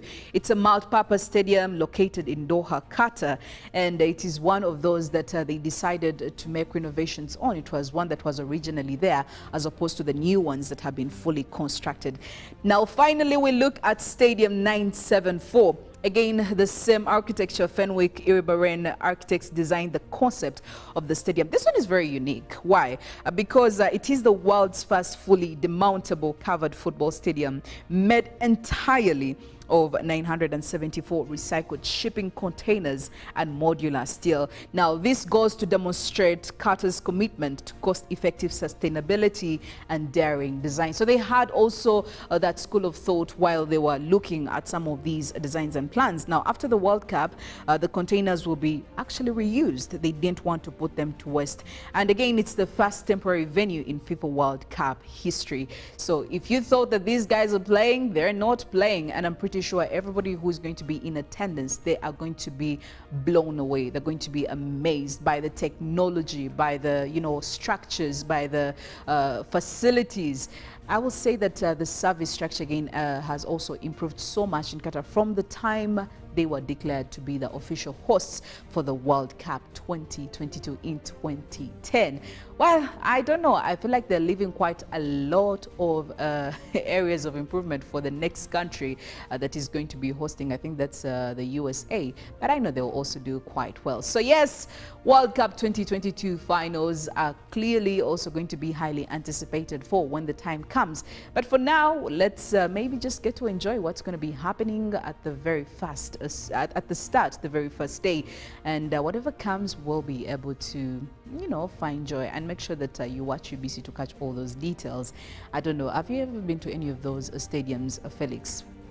Apparently, there's one that is just next to Al Hamad. Yes. The airport. Yes. I've not been there, but when you, of course, when you're in the flight, you would, it's just over. I think it's the one that has the door inspired, the one that is white and unique. Yeah, yes. and so you can just have a glimpse of it when you're in the aircraft. At least I've been able to see that one.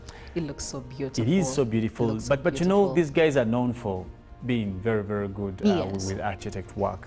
So for some of you who have not made it to Qatar, we bring in Qatar to your sitting rooms, to your bedrooms, to your offices, to your cars, and wherever you want to be.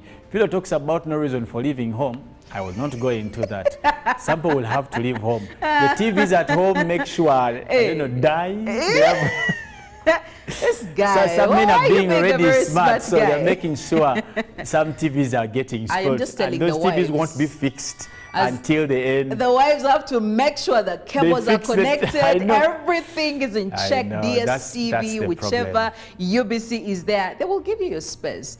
But I heard that you guys make an analysis after. Usually you make analysis. Thing. We enjoy the game as we shout and what. Man, you can't jump in the sitting room. You can't shout from your sitting room. People will be shocked. They will understand. They know we are in the season of We World don't want Cup. them to understand. We want them to let us go out there and watch the games. This guy, he's spreading. But anyway, I'm really, really excited. It's just 2 days to go. The day after tomorrow, we'll be having the opening ceremonies right on UBC. We'll be sharing with you commentary about particular games. As Philo said, the first teams, Ecuador and Qatar, the expectations are higher. And of course, on Monday, we'll be having also Senegal take on Netherlands. And I'm looking out for that particular game. Though. Yeah. Netherlands is a good team. They're doing quite well. Yes, they've had quite a name. So for me, I'm actually vouching for Senegal. Even if they don't walk away with a trophy, I just want to see the progress they'll make over Qatar, Ecuador. We'll be here on Monday. Let's talk about that. Well, what's your take? Ecuador? Well, I'll go for Qatar. Well, they're the hosts. What do you expect? But thank you so much for our viewers for watching. Oh, absolutely. Clearly, we can't wait to meet again on Monday. Definitely, by then we'll be having a different conversation about this World Cup. We'll be talking about who was beaten and who beat who. Yes. And I mean, they'll set the pace. They'll be setting the pace. We'll be now saying, so now, the next team, what are they going to do right? What are they going to do wrong? Well, I don't know, but till Monday, we'll be having that discussion. Thank you so much for, you know, sticking it out with us all the way from Monday. Well, it's another week gone. And when we get back, we'll be, I think, in the last week of the month of November. Is it, or the second last week? Yeah, but I know we're close to the end of the month. Well, we have to leave you. We love you, but we have to go. And well, hopefully you have a very beautiful weekend. Like we already said, please be kind. I love that. Be kind. Be a nice person. And go to church, Philo. It doesn't cost also you. Go to church. Philo, go to church. And our viewers, make time for church. It's important to always go and give praise and glory to God. For our brothers who are Muslims, today is the day. We're going for that swala. Make sure you be in attendance. Philo, go to church. Good morning, Uganda. Have a wonderful Friday. Juma, actually, yeah. Live from UBC Studios in Kampala. This is Good Morning Uganda.